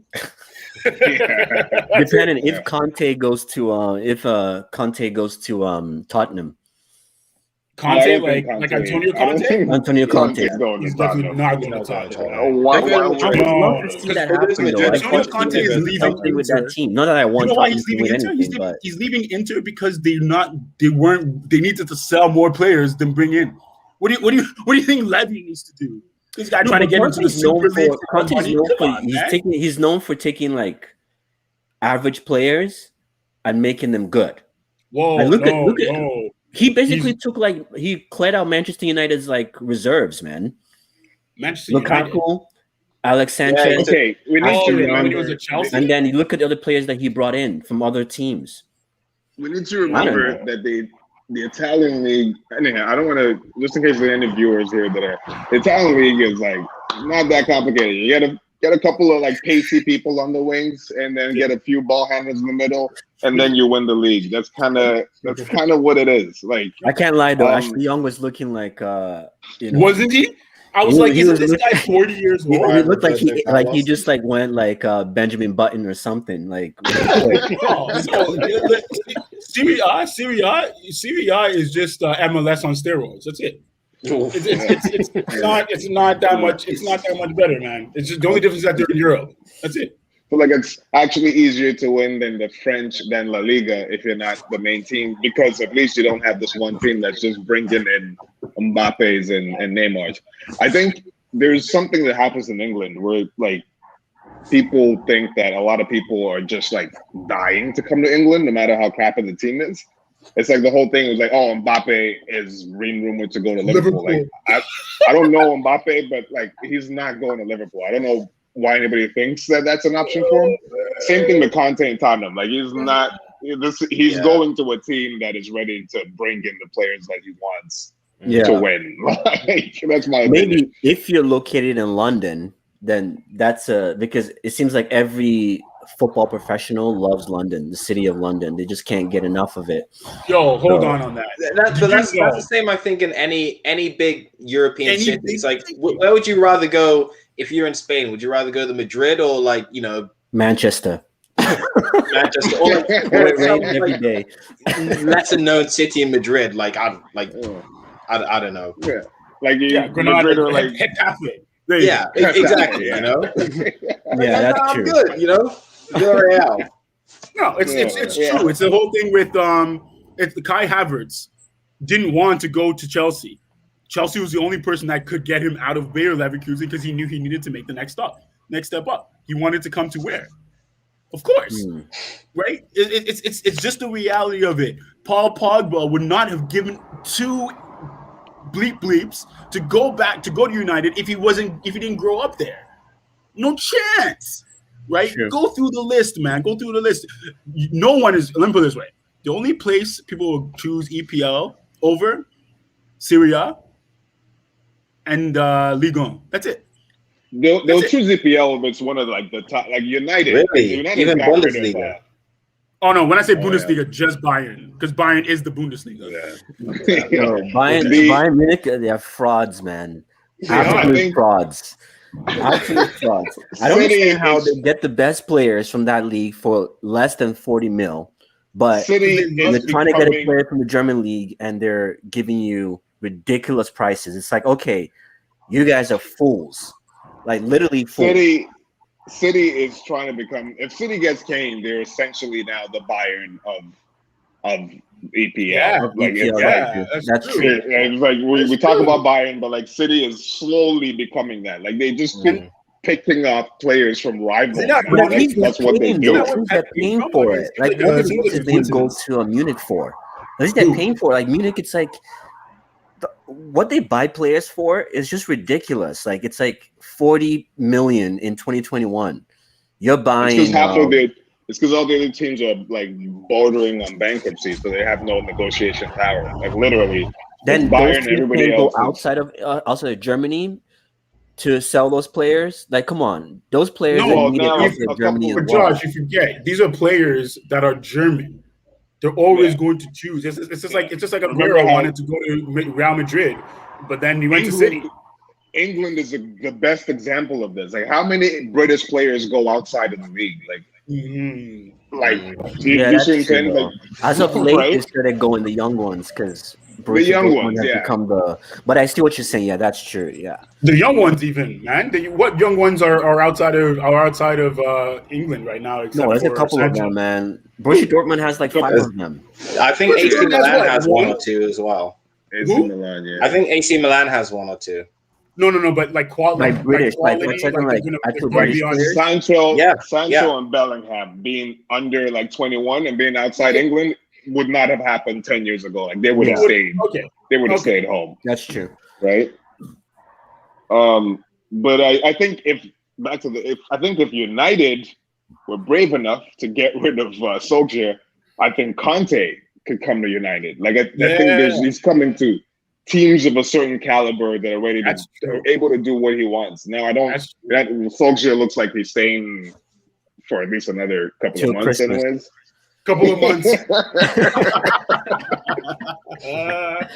Till Christmas, man. But yeah, what do you? No, you're right, man. I think Conte's the guy because Zidane. I'm still not sold on Zidane yet. Yeah, Zidane. I'll tell you, it's a little. Yeah, read his little letter. Yeah, just read his letter. But you said because the board didn't support him or something like that. Literally, it's not the board, man. It's just just like what happens in any club. You're going to get leaks that, hey, if you do not perform, you're going to get fired. Ole had it. Frank Lampard had it. It happened. Pirlo had it. Everybody had it. So Zidane was just crying that there were leaks. And then about, if you guys don't win the next game, Zidane is going to get sacked. Which, I mean, you've been losing. It's a little different, though, because it's like leaks from Marca, who is like known to be sponsored by Madrid. Like, it's that's a little different. Yeah, but and then like, nobody not having the backing of your club like publicly when you're not necessarily delivering. I don't it was just a weird letter. It was that. It was like the club didn't back me as much as I would have liked them to have. Wanted to treat me different from other coaches, and as a result of that, I'm leaving. I was like, well, if you're leaving now, like nobody else is going to treat you any different. Like, right? You're just a coach now, so that's that. Like, I love him till death. Still half of my passwords, well, with a whole bunch of extra things on there. Just in case anybody. That was a great thing you've grown up, man. Just buy him anything Zidane growing up. But it was an interesting one to read. I was like, that's basically I agree. I'm not completely sold on him. Given his transfer policies and his favoritism is weird sometimes. His favoritism is really a problem. It seems like that's every coach now, man. Because even Pep, I think that's what screwed Pep up in the finals as well. Not Conte. Conte will play whoever is going to give him results today, in my opinion. Same thing with Tuchel. You heard it here first. With Tuchel. Yeah. Yep. Yeah, even Park had favorites, right? Like Mo had favorites, man. Yeah, Park had favorites. Yeah. Mourinho. They all had favorites. I don't think Mourinho would have favorites. I think Mourinho just had players that he didn't like. And he just punished them. He just punished the players. He didn't even like. He was I the don't think opposite. Mourinho had favorites. He just punished the players that he didn't like, and that was it. Like, I think Mourinho wanted anyone at the club at any club to be bigger than him. yeah. Boy, didn't he put that in his contract at Madrid? He put that ridiculous stuff in his contract. It was just like, I need to be. Players cannot make more than me. Otherwise, how do I expect them to make? But Alex Ferguson did the same thing, though. But Alex Ferguson sell you earned off. it. Alex Mourinho would Ferguson just earned it. keep you on the Mourinho bench didn't to earn rock. it. No. Mourinho earned it, then lost it, and kept on asking for it. There's a difference, But okay, right? but his resume doesn't go away though. I can understand if realistically, if I'm Mourinho and I'm coaching Tottenham and someone's making more than me, I'm not going to be okay with that. They haven't. They none of them have earned it. I don't care if you're Harry Kane, Hugo Lloris, or if you're bloody Eric Dier. I don't care because none of them at the end of the day they still have no trophies. Charles, as of June 1st, 2021, Mourinho has lost with more teams than he has won with. So when you say a resume doesn't go away, I agree. The moment he went to Tottenham, he didn't have any pull to be asking that ridiculous. He should have been begging Tottenham to keep him. Are you kidding me? No. Tottenham were lucky to get Mourinho. Tottenham were lucky to get a coach like Mourinho. I don't know about that, man. We all hate Tottenham. Expressions people say otherwise. Yo, Charles, we should start our own Mourinho, that football was dire, man. That football was. Tottenham were lucky to get Mourinho. Only made Mourinho's football look exciting, bro. Like, you guys hate him. Listen, whether he's past it or not, we can't deny that Mourinho is a born winner.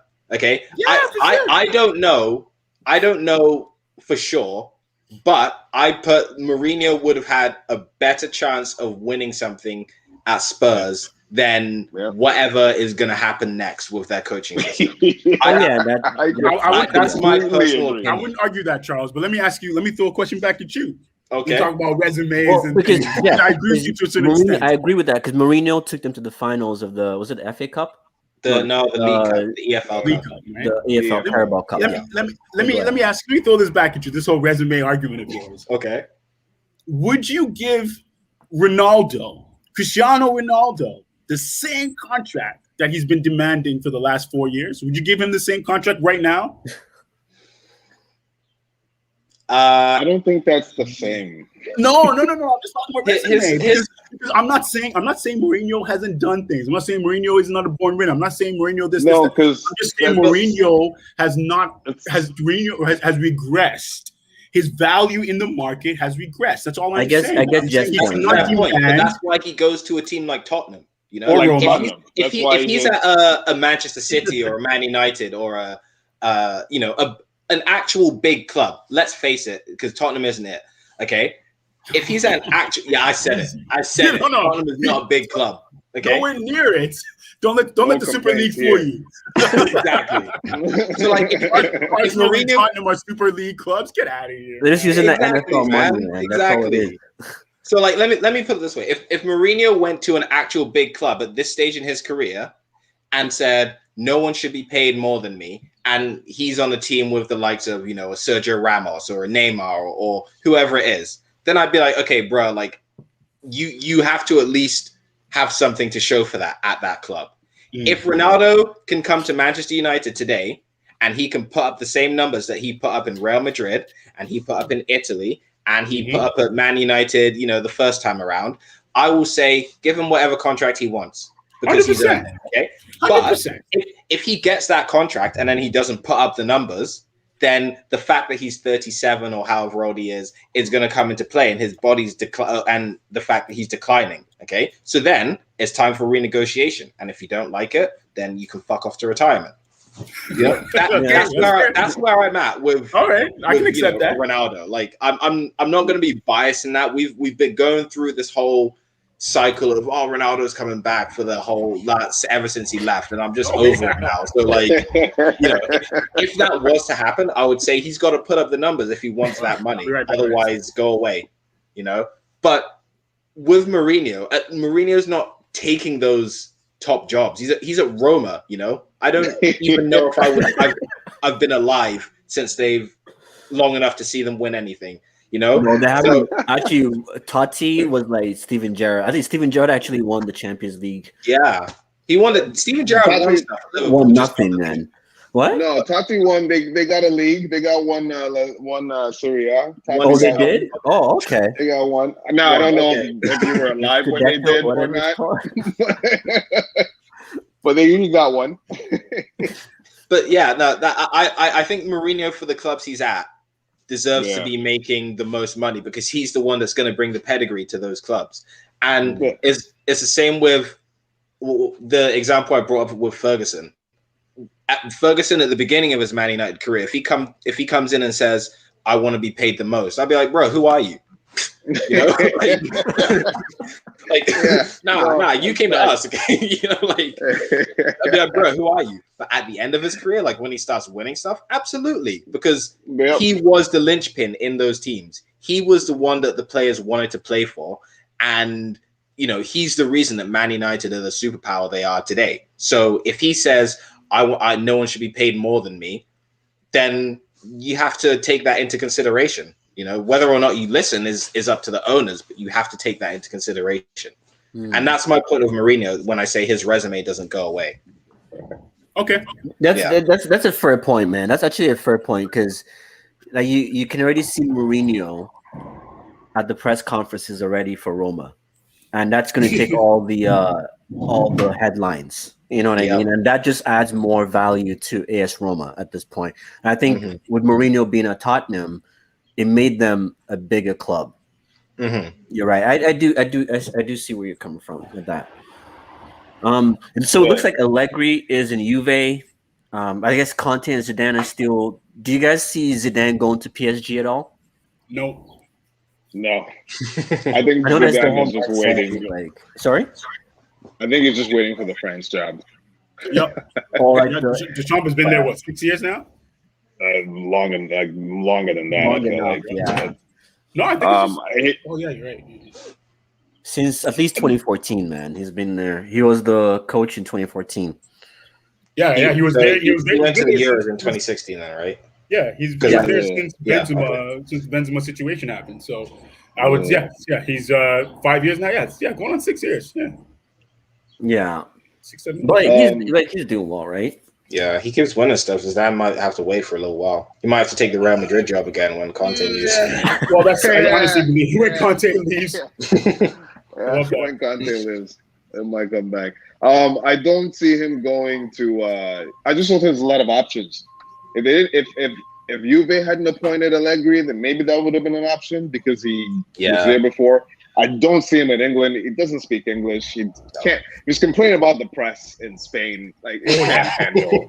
That's true. Yeah, in his letter, he's complaining about the press. He can't handle English. Nope. Can't handle England. Maybe PSG. I don't know. Maybe, but I just that squad doesn't.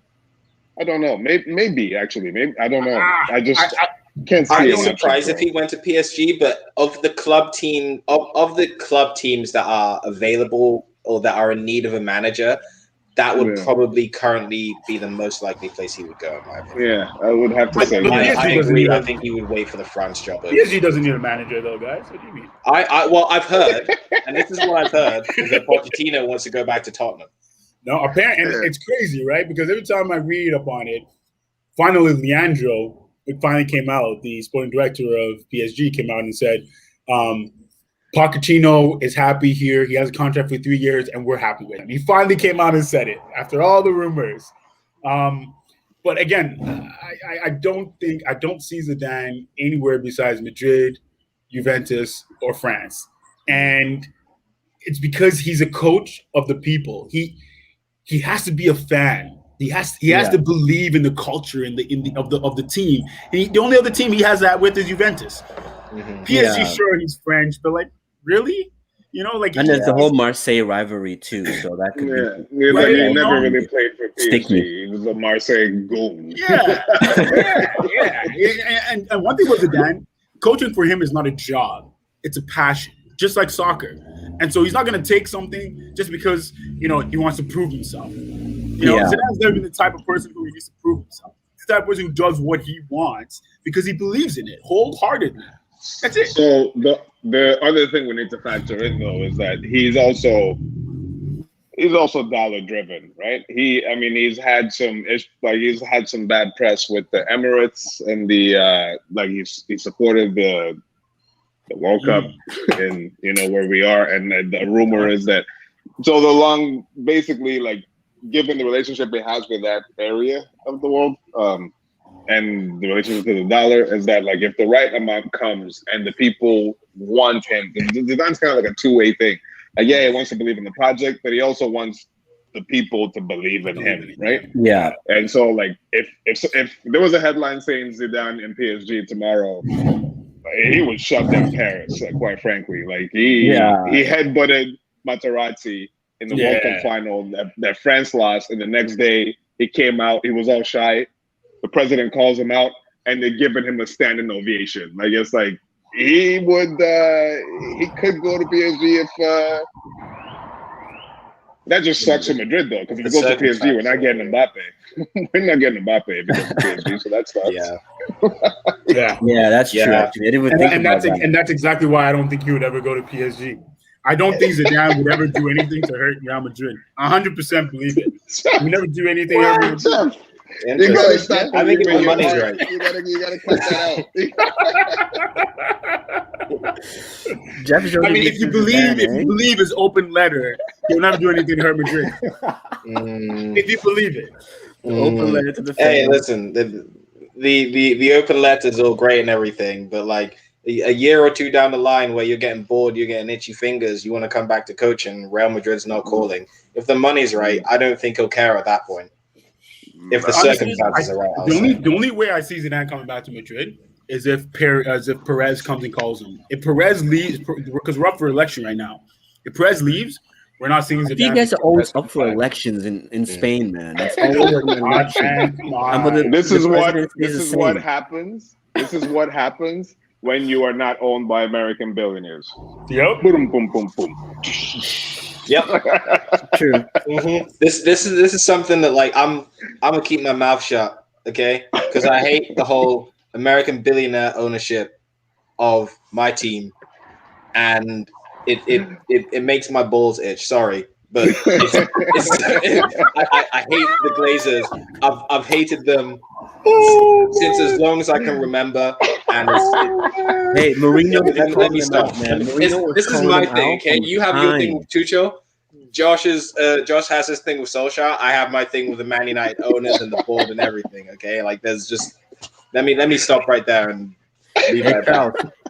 So moving on to the next one. Okay, so guys, just because of time, I know. Well, I'm okay, but I know it's 8:30 on a Monday night. Everybody has to work the next day. I'm good. Sorry. What did Jeff say? I said I'm good. Oh, he's good. Okay, so. I'm off tomorrow for the record, but yeah, we can go on. Tomorrow, or you're working tomorrow? But like, I'm off tomorrow, but that doesn't mean we can. No, it's fine. Like, yeah, we could use maybe the last half an hour If that's okay for Yeah, you I'm guys, good. okay, we can For do that. sure, yeah. We just gotta I, make sure we don't bring up any more Tuchel conversations because yeah, that no was future conversations. Yeah, no future damn. conversations. And I will limit. I've Did already. someone say Tuchel? I heard Tuchel.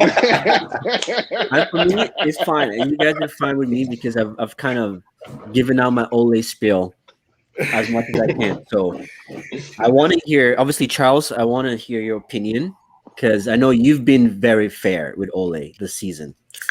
You've given him his plaudits when he deserved it. You've criticized him when it was needed. So I'm actually really curious to hear your opinion on that finals, and also as neutral fans, I like to hear a neutral fans' perspective because I feel sometimes as a fan, we're heavily invested, we get over emotional. Can So I just caveat what you just said? Can you start this questioning about Ole from the whole Villarreal Man United situation? That final that happened, because I haven't heard anything about that. so that's what I'm saying. Well, Like we gotta look at the whole season, right? Yeah. And then No, I just want the to hear final is you. the I want to is hear like the wrap. you Sorry? haven't really talked much about Ole, so I want to hear you talk about Villarreal, Man United, and then I want Charles no, to answer your Josh, question. don't fall for it. He's doing the reverse. Go ahead, Tuchel. Josh. I'll summarize this real quick. I said this on Sarcasm City. I said it last night with Eze. What happened in the finals was basically everything that we had seen all season, we had complained about, all manifested in one game. And for someone like me, I messaged the group chat as a Manchester United fan that I think it was the 80th minute. I said, we still haven't made a sub yet. I said, this goes against everything football stands for. This goes against the Manchester United DNA that Ole keeps preaching to us about. It goes against everything that made us love that club, Manchester United.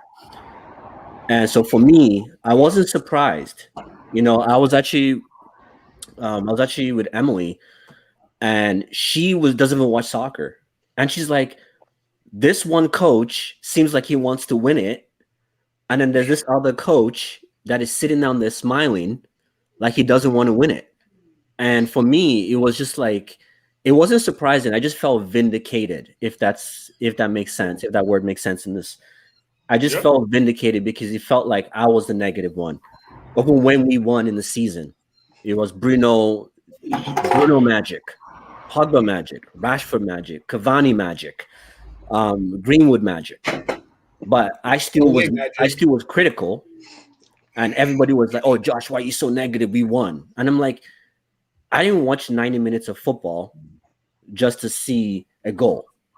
I watched 90 minutes of football to watch the entire game. I want to see patterns of play. If not, I could just easily watch highlights if all I want to see is goals. You know what I mean? So for me, Arsenal fans, I just felt vindicated, and I just felt like finally the world, 50% of the people that watched that game that night were not Manchester United fans. So it's very easy to back Ole. Oh, you guys are second in the league. How did we get there? No one can answer that question. So that was my spiel with Ole, and I think for me, everybody knows he's got to go. I've seen enough in 2.5 seasons, especially this season. Last season, I gave him a lot of credit because we had a lot of injuries last season. This season, we were excited with the new signings we had, because when you think about it, we had what? Cavani on the bench. If Martial was performing like he did last season, we would have had Cavani on the bench. Even Greenwood only came to the senior team after the lockdown. After the project restart. So would have been Mason on the bench, Van der Beek on the bench, Alex Telles on the bench. That's 4 players that you can't tell me are not better than Villarreal's bench. So we were all excited about that beginning of the season, and then we didn't even get to see most of those guys all season. You know what I mean? So it's just it's ridiculous. But anyways, guys, I don't want to take the whole half an hour. So Charles, the floor is yours, man. Where do I start? I'll start with the final. As a fan, and yeah, as a fan, it was extremely frustrating to me to watch that game. I don't care at all in any way, shape, or form about the Europa League, if I'm being honest. I think that is a competition that Manchester United should be winning easily, and I don't even think they should be in it. I think they should be in the Champions League, obviously. So I don't care about the Europa League. But I watched the final. Obviously, you get to the final and you want to win it. I watched the final, and what frustrated me the most was just the performance. There was just a lack of intensity. Had we performed well and lost, I would have said, you know what, it's annoying, but whatever. Fair enough. But it was just a terrible performance all the way around. And, you know, some of the coaching decisions, like again, like not making any subs for, you know, God knows how long, almost pretty much the entire game. Or the fact that the subs that he did eventually make were only to take penalties. It's like, why would you not bring players on to try and win the game in normal time? Because no one likes taking penalties. So for me, I was very frustrated and my opinion on Solskjaer has always been, I always wanted Pochettino over Solskjaer. If we couldn't get him, then I'm Solskjaer in, because I believe in that old school, I'll say, that old school method of, you know, continuity and, like, you know, give them the time that they need to make the changes that they want, because it doesn't happen overnight. So for me, that's where my position with Solskjaer. But I also have the opinion that, like, if he's not careful, and I think I've said this quite a few times before, if he's not careful, he becomes one of those managers. It's just like an almost manager, you know, like, you know, get to a semi-final or you get to a final and you lose. And The second half of Wenger's tenure. That's that guy. yeah, exactly. Wenger Exactly. 2.0. Huh? I said Wenger 2.0. Yeah. But, you know, the thing is, I see the improvement in terms of, and I talked about this with Josh recently. I see the improvement in terms of, you know, where we got to a semi-final before, now we got to a final. You know, where we finished Four sixth semifinals. Four semifinals. Four semifinals. But, you know, again, at least we got to a final this season, you know, where there was some hope of winning. You know, where we finished sixth in the table, and then, you know, we moved up to, I think, third and then second. You know, there's signs that they're moving in the right direction.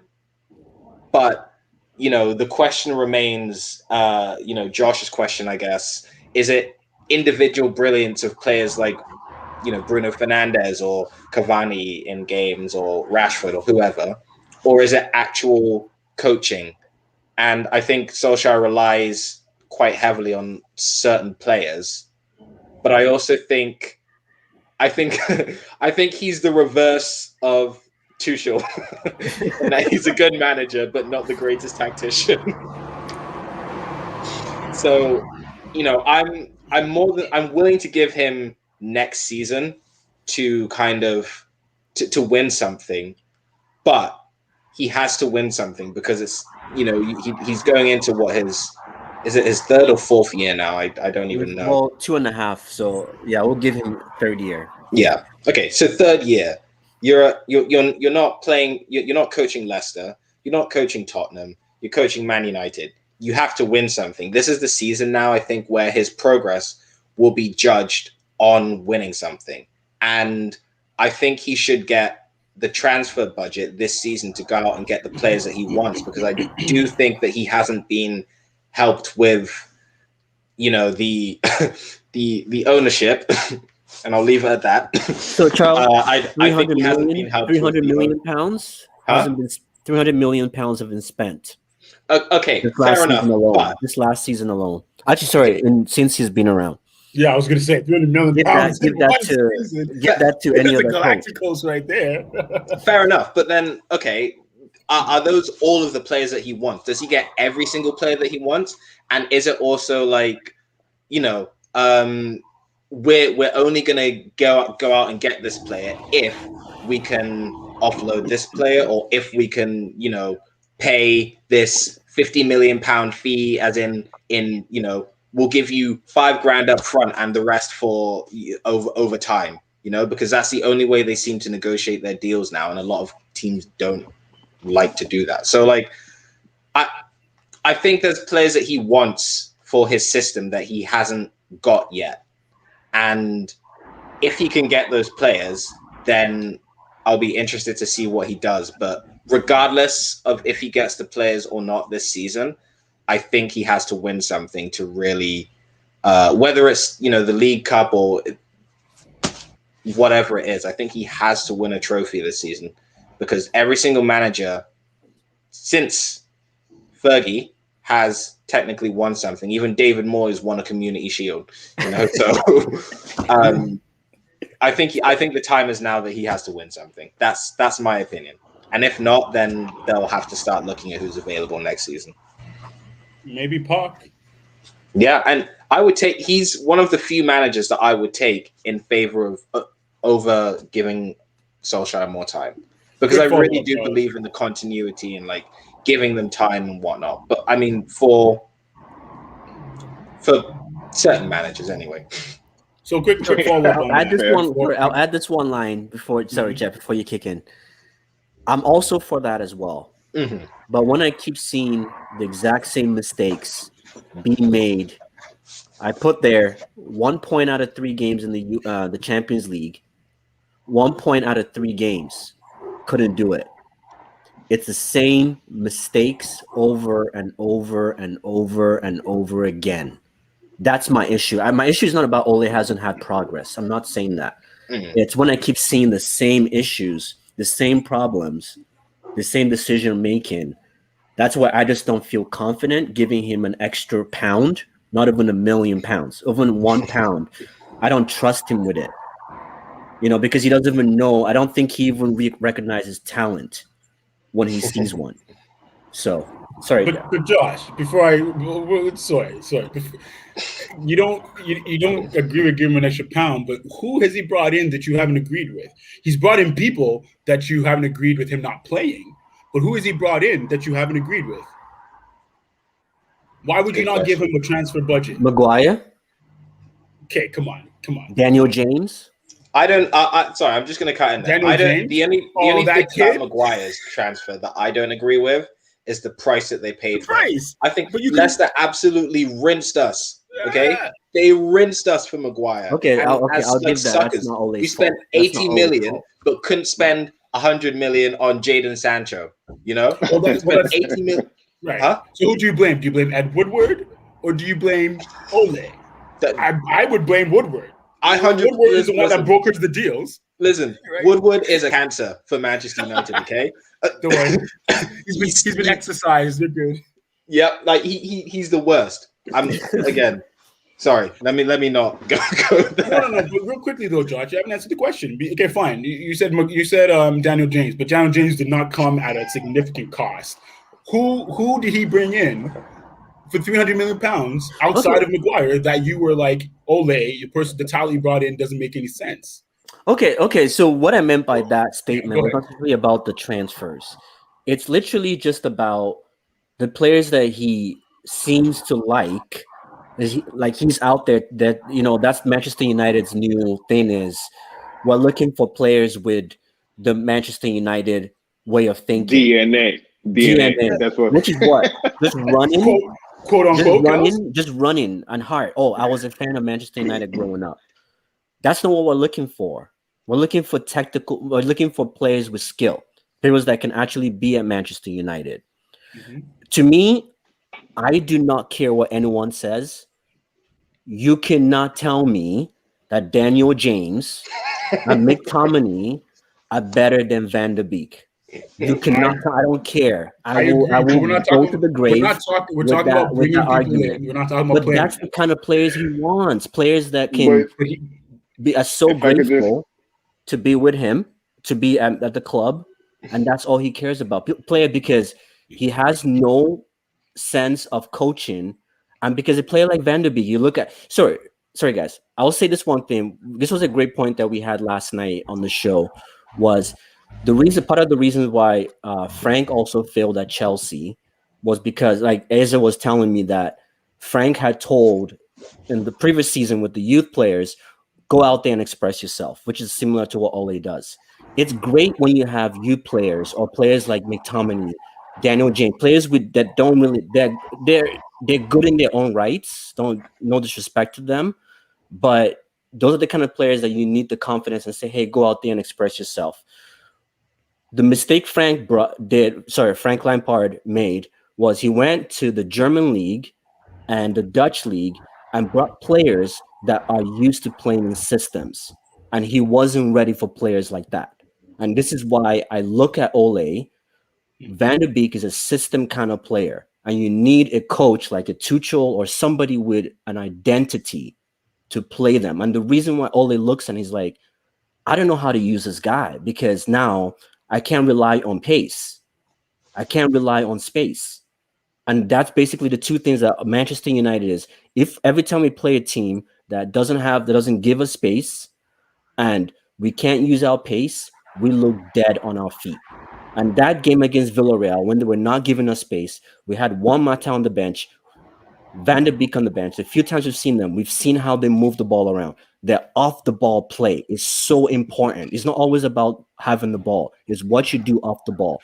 We've seen it. Those of us fans, we've seen what those players can give to a team. But Ole is still choosing to bring on Daniel James to run ragged. I'm not saying it's not even Daniel James's fault. It's not his fault.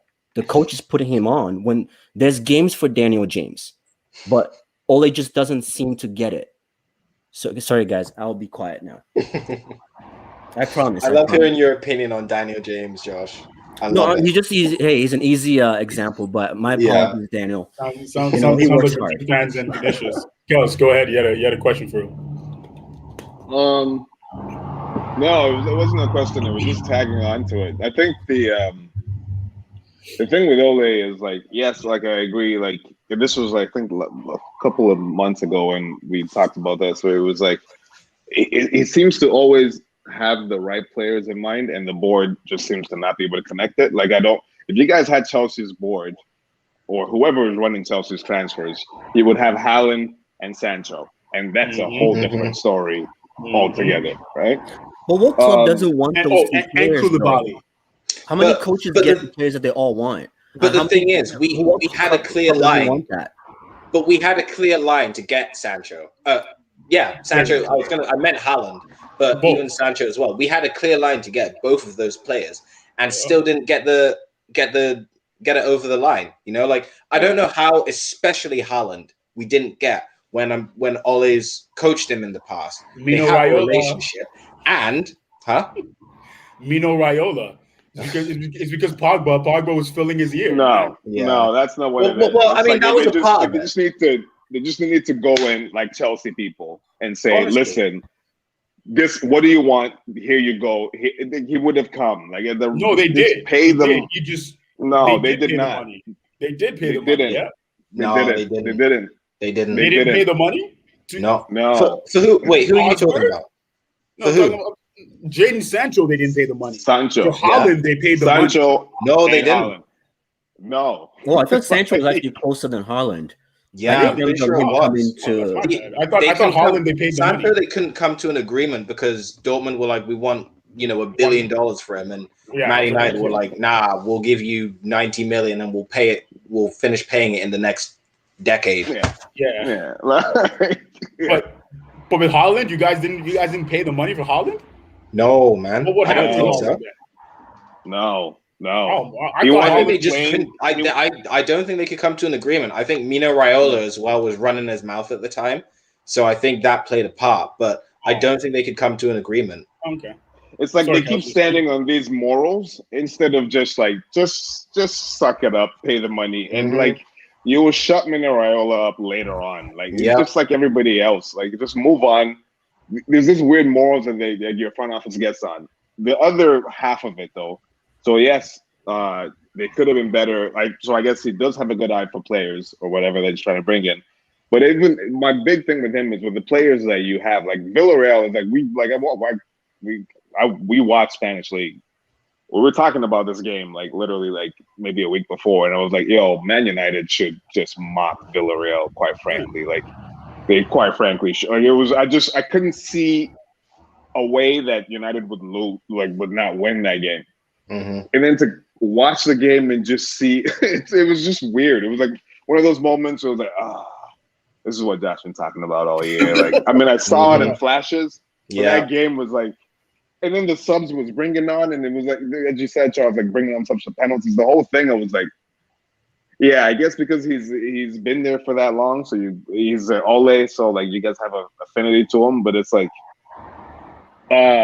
listen, Chelsea had an affinity to Frank Lampard, and they canned him when he wasn't delivering. Like Chelsea, that shouldn't be a thing.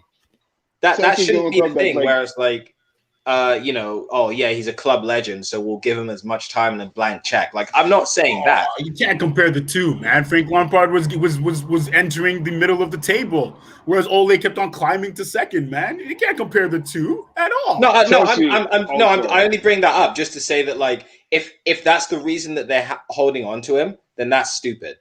That's the only reason why I bring that up. But I think the problem is I think he should stay because of his progress, but he has to win something. Yeah, I think you're bored. You guys, it doesn't. I don't think it matters who you guys bring in, man. I think your problem is your front office. You know what? You're right. I've been saying that all the time. I agree. Yeah, I know. There's what's his name? I don't think you guys really follow him. He's called Mr. Structure now. He's Noradim from United Central, and he's called Mr. Structure because he's always like, guys, it's all about the structure of the club. He's like, it doesn't matter who you bring on. He goes on for hours talking about the structure. But I think as United fans, we all get the structure part. But as much as we do get it, like we all go to work. You're gonna get rid of Ole and bring in Scholes, Josh. Sorry? Get rid of Ole and bring in Scholes, or get rid of Ole. This is the thing. It's like they're not gonna get Poch for some reason. They're just not, and then you're gonna just keep doing this weird little dance, and it's just like Madrid. Like Zidane's gone, like, Raul Gonzalez. I'm like, can we please, please, we need to stay away from these retired players. Like, we just need to stay away, man. They're literally dropping the standard of the sport. Like, now games are just so boring to watch with them. Crazy. Just boring to watch. It's like I'm forcing myself to watch 90 minutes of a game. Yeah, everybody thinks they have a Guardiola that has already played for them before. Yeah, like literally everybody. Guardiola, Enrique, Zidane. We get it. Zidane won 3 Champions Leagues. We get it. Like, he had a prime Cristiano Ronaldo in the prime Real Madrid squad. Yeah. Listen, I'm not saying Zidane's a bad coach or anything. I'm not saying he couldn't do it again, but like we can't ignore the fact that he had arguably the greatest player. It's like I said with give me that squad. I swear I would win a Champions League. Honestly, I'm not a manager. Like, honestly, it's the same thing with Guardiola and prime Barcelona back in 2009. Or Bayern or City. Like, if the thing about I said this about Tuchel. I say it about Zidane. He's not a good coach. He's a fantastic manager. That's the difference. Zidane does not know how to separate the human being from the player. And that's why we struggled this year, and we struggled after we lost Ronaldo. And why he literally said that in his he literally agreed with what you're saying, and it's like they, for some reason they don't want to separate the human being from the sport, and does this guy not know what he's doing? Does he not know that it's soccer? Like, are we? Yeah. He doesn't know that. He doesn't know that there's paychecks involved. Like, and it's so sad when you see it's so sad when you see soccer people who were players do the same thing. It's like, come on, man. Like, imagine yourself as a soccer player, like a football player. But I think that's the problem. Someone did that to you. What they're doing. How would you feel? I mean, it's just so sad when I see, like, you look at, Ole was super sub, Mr. Super Sub. I asked the question, if Fergie never made that substitute with Teddy Sheringham and Ole Gunnar Solskjaer in 99, would we have won that trophy? No. What's his name? Frank. You look at Teta. It's like all these coaches, it's like you were a player not long ago. Even Deschamps with the whole Benzema thing. I know, there was the crazy stuff that happened with Karim Benzema, but you're gonna like stifle someone's international career because of some trying to morals. What if And you your what if you ability did to something win as similar? well. But the Would thing you is, not, I think with like, France as well, they also didn't. it's If France were in a man. position where they needed Benzema more, then maybe it wouldn't have gone down like that. But they didn't need him, you know. Yeah, They've always had a pretty stacked squad. So and now I they think officially need him because Greasy No. Greasy didn't have a good season. Flat. Martial Exactly. is basically done. Only Mbappe. Mbappe is like your only option up front. Giroud was basically a Giroud's wasteland, Giroud. but you know what I mean. He was kind of piggybacking Giroud off was everybody else's success. the first So number 9 of a World Cup winning squad to not score a single goal in the entire World Cup. That's yeah, Olivier Giroud. but you have it Real Giroud. Madrid. Like, do you know what it Giroud is and to be? Benzema, the Fiat and the Formula One car. Yeah, and do you know what it is to be number 9 of Real Madrid for how many seasons that? I remember when Benzema left Lyon. I think I was still in France when he left Lyon. It's not you think. You were still in France. Yeah. Yeah. I was like in undergrad. Like it's like Yeah, and you it's know what it is? crazy. It's like Ronaldo left and he got better. Yeah. It was just wild. It was like It's a club like Real Madrid that just changes it like the weather. he's Like, you kept know what I us. mean? He Crazy. is the brightest light in a very dark tunnel. Oh boy. Mhm. Yeah, Anyway, that's crazy. Charles, the Question, I had though. for you. Oh. Sorry. Go ahead, Jeff. Sorry. No, I was just gonna say the question I had for you was you said you're talking about Park and stuff. Mhm. Of the managers that are available right now, assume Zidane is still in Madrid and Allegri hasn't been taken yet. Who are you picking? So was that Allegri, Conte? Zidane, maybe Paul. Are you saying like who am I picking if I had the choice of keeping Solskjaer or going for a new manager? Yes. Yeah. Would you still give Ole another season to get a trophy, or would you exercise your right to a new coach? I mean, whether we like it or not, if you look at it through the lens of, we lost the final, then by definition, we lost the final and we finished trophyless and haven't won anything, then by definition, I would obviously opt to go for a new manager, which would be Conte of all of them, because I think he is the best manager that's available right now. If you look at it from the point of, yes, we lost the final, but we went further than we've ever been in the competition. Sorry. We went further than we've ever been in the competition in the Solskjaer era. We finished higher than we've ever finished since he's been manager. If you look at it through that point, then I'm willing to give him another year and say that he has to win something next year. And if not, then we make the change or at least look into it. Okay. I think I've more been looking at it through the fact that we've made progress. So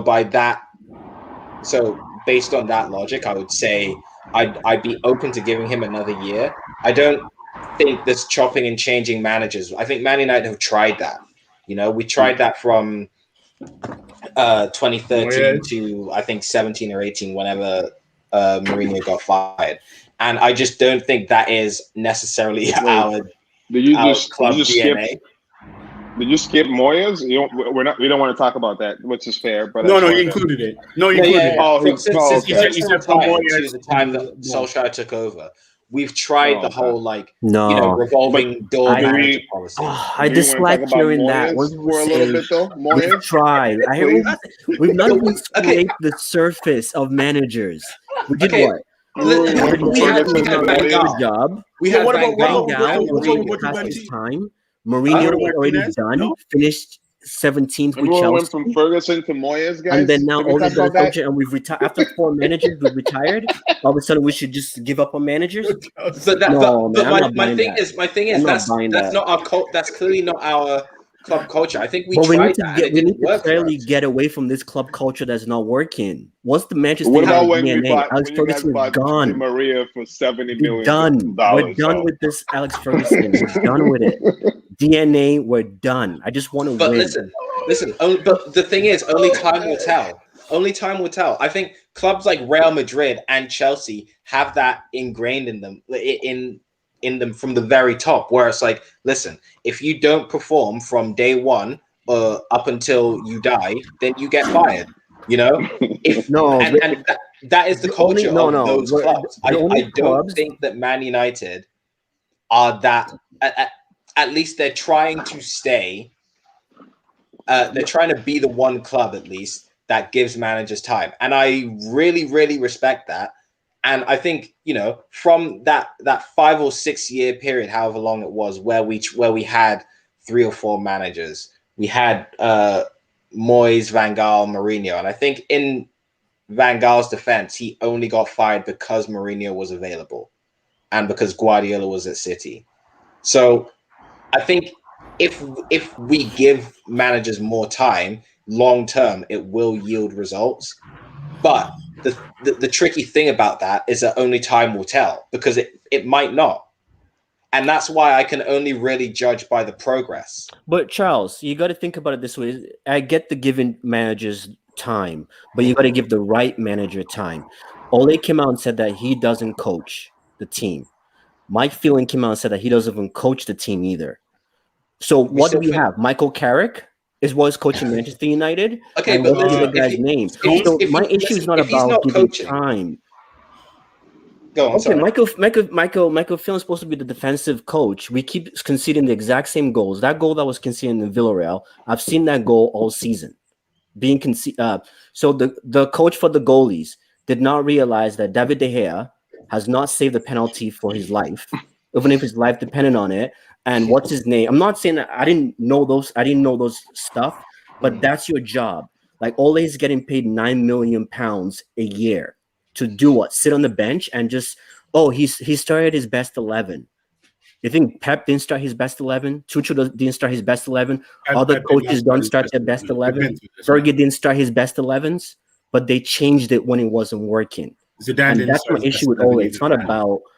My issue with Ole is not about giving him more time. I've seen enough to know that he's just not competent for the job. Okay, but are you just basing that on the fact on the style of play? Because realistically, decision making, style of play, decision making. Okay, but like I said, we have still progressed. So yes, I don't agree with all the. Though? We're moving up in the table. We're moving up in the table. We're going further in competitions. Like I don't listen. I don't want to be that guy that makes excuses for him. I'm not the person that's going to be like, he's a club legend, so let's give him infinite time and a blank check, because I don't care. Real quickly, guys, how is Ole a club legend? Just because he scored that one goal? Well, he was there for like his entire career. To be fair, if Ole is a club legend, what is Scholes? A club legend. What is Cantona? What is Scholes is the next? Scholes is the next manager. But Ole was there for like pretty much his entire career, right? No. I'm just teasing you, man. I when people say Ole is a legend, I'm just like, so Di Maria is a club legend for Real Madrid. Let's talk about it. I don't know if that's the same. Is it not? I don't know if that's the same. All Di Maria though. Huh? That Ledesma was all Di Maria. Yeah, he was very instrumental for 3 years, but Ole like literally. Yeah, Ole was. But was he always a super sub? Was he always part of the furniture? That was his role. Okay, all right. He's basically part of that. Really that class of 99 or whatever they're called, class of whatever 92 year, 92. Well, he came later, but he's still part of that. Like he's part of that package. Basically. That package of legends. Okay. I mean, when you think about United, he's part of that. They consider a legend for Manchester United, but he had a whole Tottenham career before he came to do the super sub. Sheringham's the legend because of that game. I think he's the legend because of that game, not because I think Solskjaer. There's more to it with him, but okay. All right. I just wanted to clear that because I did not. Fergie time was a big deal. You know what I mean? Yeah, I've only seen that that Ole goal substitution UCL. You guys won, and that's it. He's a legend. Enough of those. Okay. Yeah. I'll give him that. It was Ole time. Yeah. Ole time before Fergie time. Well, Fergie time was Ole time.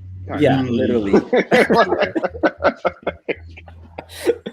No, you got to give him props for that, right? He was, but that's the bizarre part is as I said it yesterday, the one guy who made his career of being a amazing sub doesn't know the importance of having subs. But you know what? That's a dead That's conversation now. Yeah, but I can't you're argue talking about that. I have no experience versus response to that, actual brain Josh. power. Sorry. I have no response to that. Based on Yeah.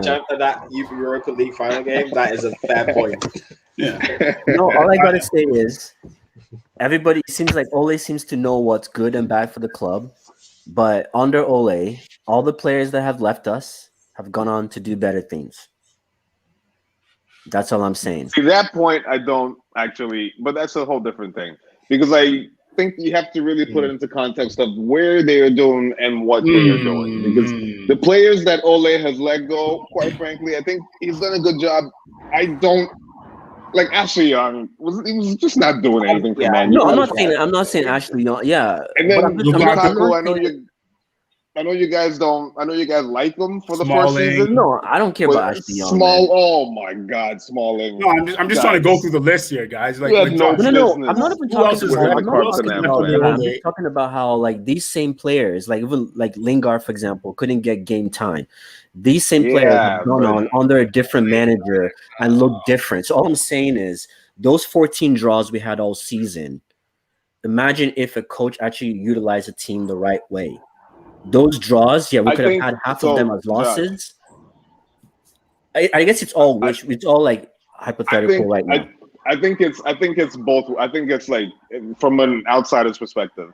I think it's both ways. Like, could Ole have done better with the squad that you guys have?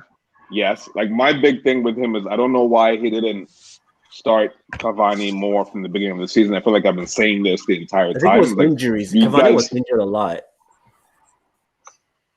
Okay. No, when he was picking up form, he wasn't playing them. We talked about this, and you were siding with him Martial over Cavani. Remember? The biggest thing, like you just need an actual target forward in the middle. Like you just need somebody to create space. So, but the Martial stuff. Can you just write? Problem. Okay, so in that final, open letter to Pep Guardiola, please? I think he needs to hear that too. So Jeff. So sorry, in that final, for example, right? So Cavani, I was screaming about that. So Cavani, we had 0 crosses in the box. Who is the one person that, Charles, you can back me on this, is the best crosser on that team? Alex, tell us. Even if you don't want to take Luke Shaw off because of his defensive abilities, I get it. Rashford had no business being on that field. Like everybody was like, how in the world is Rashford still staying on? Alex bro. Alex Telles would have played left wing, and I would have. Alex Telles, he's not even a striker. He's not even a winger that like a left back that has to go down the flank. This guy whips in crosses from anywhere on the field, and Cavani loves that. It's like you're not even. That's what I'm saying. It's like he's not even seeing what I can see. That's the frustrating part. You know what I mean? This is the part that I mean. I'm not saying that overall Ole has done a great job. I kind of boil this down to when we're in university. I don't know, there's some courses in university that it didn't matter what you did during midterms and whatever.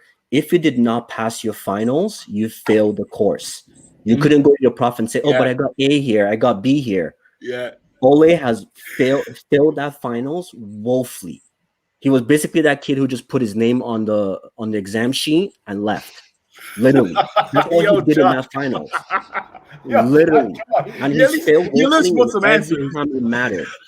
But for me, man, it's like I had a friend. Actually, he's actually a lawyer in the UK right now. I had a friend, I'm not gonna say his name. He was actually the high school we went to. This guy actually did that. It was geometry class, 10th grade.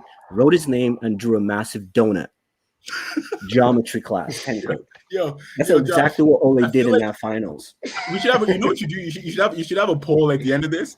What was hilarious? Jeff's hate for Tuchel without reason, or Jay Scholl's hate for Tuchel for Ole with reason. True. What's the difference? You have reason to hate. I don't have reason to hate. But anyways, guys, man, I guess, guys, let's have another show for the Euros. I think that deserves a show. I think that deserves a show on its own. Probably sometime this week, because I know it starts next week, right? Next week Friday. Next week Friday. So we got time. It's coming quick, man. It's coming quick. Okay, I'll be done my exams tomorrow, so I'm hoping we can kind of target maybe the weekend for you guys. Yeah, I mean during the week also works too. Can I ask a quick question to the Arsenal fans? I wanted to ask it earlier and then I forgot. I'm sorry, you're breaking.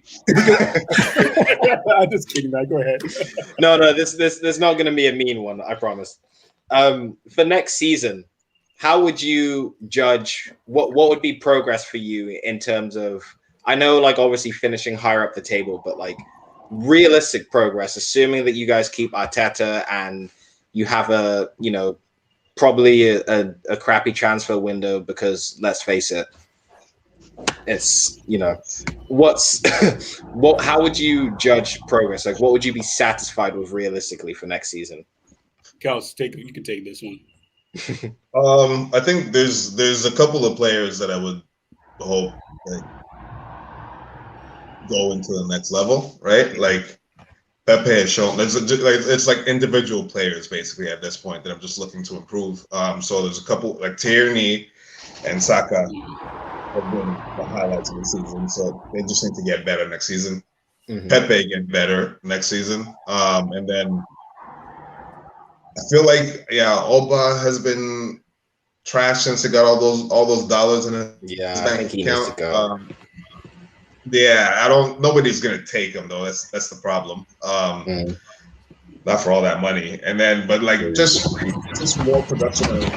I'm looking at those basically three players. I think what I'm hoping for the most which is ironic, is that Arsenal somehow re-signs Odegaard on a one more season loan.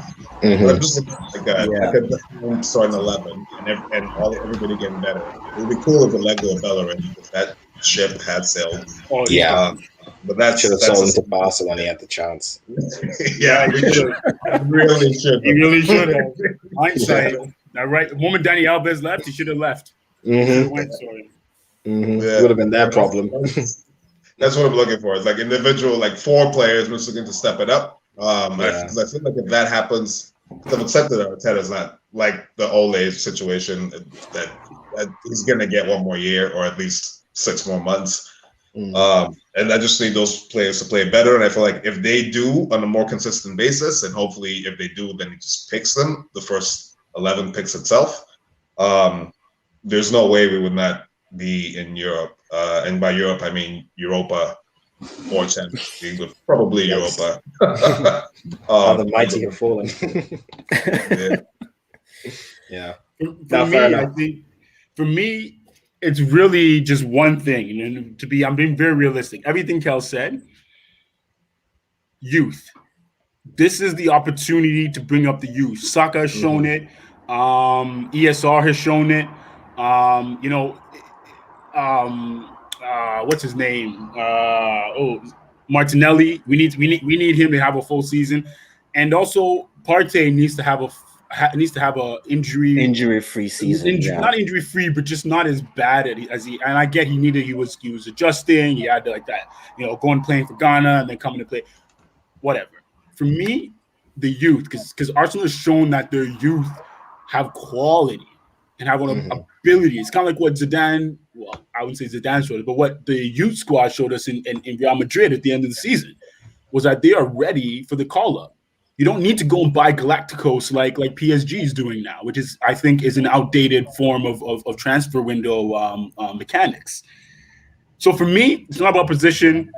It's not about whether Arteta stays or not. It's about the youth, because the youth are going to be the ones that decide if we're going to be able to acquire any significant people who are on their way up or have made it next summer transfer window. Because there's going to be a good number of players available next summer transfer window.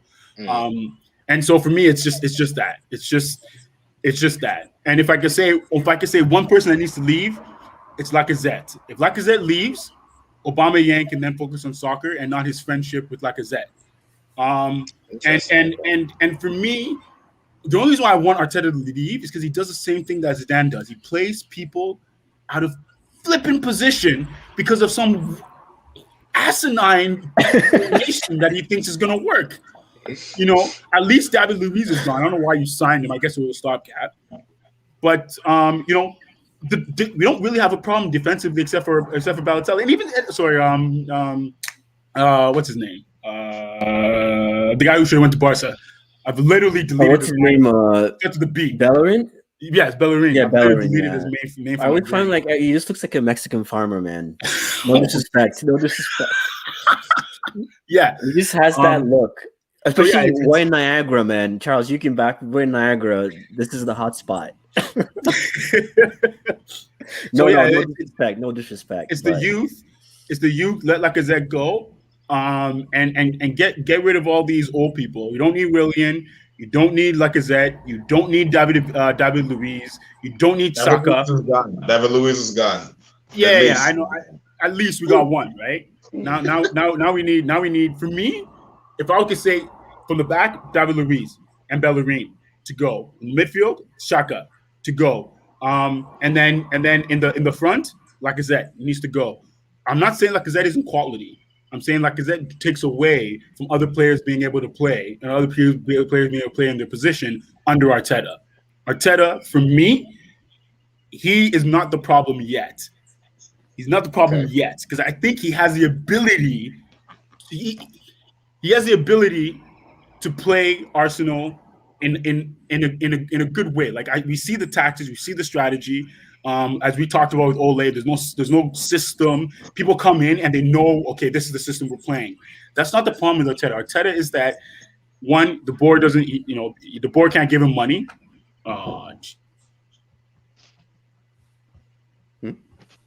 Yeah, let me just pick up on that. The one thing I would counter on the Arteta point is like if you remember the Arsenal Villarreal semi-final. Wow. Like, United was bad. That was nuts. We showed up there with no striker for both games, and it was like that moment. I was like, I was Josh at that point with Arteta. I was like, I need to get this guy off. But that's kind of where I'm at with that whole thing. I would love Arteta out, and I've accepted it's not going to happen, and then it just focus on getting a bunch of players better, and then overall, our squad is better than we should be top 6 with just the players and with the right coach. Yep. That's essentially that, in my opinion. Yeah, I can definitely agree with that, man. Like, cause I've told you guys already. Like, I watch, especially United played on Sundays, so you just kind of have to watch other games. So, yeah, I think the games that I've actually enjoyed, even though Arsenal, as much as obviously. And it's always it's different perspective when you're not a fan, right? You can kind of it's like that stress-free. You're just watching it stress-free. So I think Arsenal, like you guys didn't really have a bad like system of play. I feel like you guys just didn't have the quality, and I think for a long time Arteta was relying on the senior players, and then I think halfway through the season he realized, you know what, these guys are just not going to do it for me, and then they stepped up. Looked like Pepe stepped up in the last couple of games. And then, like teams like West Ham, Leicester, those are teams that I really enjoyed this season as well. So I think Arsenal is, I'm sure you guys will probably need a new coach at some point, but I think you guys just also need some like quality players that are at their prime, because I think you guys have a lot of raw young talent, but now I think you guys need to just kind of fill in the blanks with players that are at their prime and are not just here for a paycheck. You know what I mean? Like your Williams and William. William, don't get me started on William. But before I cut out, I was trying to say that I think Arteta he's shown he knows how to coach. He's shown he knows how to manage. He just hasn't shown that he's ready. And for me, I think out of all of the former legends of teams, the person I have the most respect for is Steven Gerrard. My goodness, that guy, Liverpool are lucky because they have almost this Zidane situation with somebody who's going to prove himself when he comes in. So yeah, let's see what Arteta does next year. Again, I don't think he's going to last the whole season, but I think our progress next year is 100% going to be fully dependent on the youth coming up, and not the veterans. Okay. With Gerald, though, you got to remember he's winning the Scottish League with Rangers. So like, you just gotta. I'm not taking anything away from him, but I'm just saying. I'm just saying it's like Xavi. He's winning the league in Qatar, right? Like, it's nothing, right? But at least you can only beat who's in front of you. To your point, and they're smashing them, so that's fair. Yeah, exactly. So we'll see. Yeah. It's funny, what's his name? Joel? I just saw Joel's message.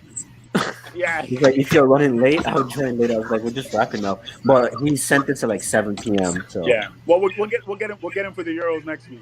Yeah, we'll definitely get him for the Euros. You can talk smack about Tottenham then. Yeah, as it was like, God, I'm missing that. As it was ready to talk some smack. So I think we're all ready to talk smack about Tottenham. You need to find a Tottenham fan in order to balance it out. That's the thing, man. I just can't seem to find a Tottenham fan and a Man City fan. Those are actually Liverpool. I have a couple of Liverpool fans, but they're just so they're quiet. Yeah, they just we lost today. I don't want to. I'm so mad, and it's like, what does that mean? Like that's the more reason why you should come on. Like you can show your emotions on camera. Like, don't worry, United. We get it as Madrid fans. It's like Barcelona over the last year. All the fans went into hibernation. Yeah, exactly. I guess if it was last season, they would have been happy. You won't find a Tottenham fan because they don't really understand soccer in an eloquent way, so they can't communicate in vocal terms. So yes, and there isn't many of them actually. Man City fans as well. Probably like two. Shots fired. Yo, that wasn't a shot. That was a whole atomic bomb. Just like honestly, man. Oh my goodness. Well, guys, it's definitely been fun, man. I really appreciate you guys coming on. I know it's been almost 2.5 hours, but that always happens when we come on because it's always a fun show. It's always a fun show. Right. And, it's always worth it. And but yeah, guys, I really appreciate all of you guys, man. I really appreciate all your support. I can't do this alone. So you guys, all of you, I really appreciate you. End of the season. And now we can only look forward to the Euros, and we're back again next week, talking about the Euros and stress-free conversations and looking forward to next season, I guess. And on the bright note, Arsenal was first in the league because they start with an A. So that's a start. It's a wrap, guys. It's a all right, guys, take care, man. Sorry, go ahead. I was like, we're always first in the league on day one, so we got that. We got that record.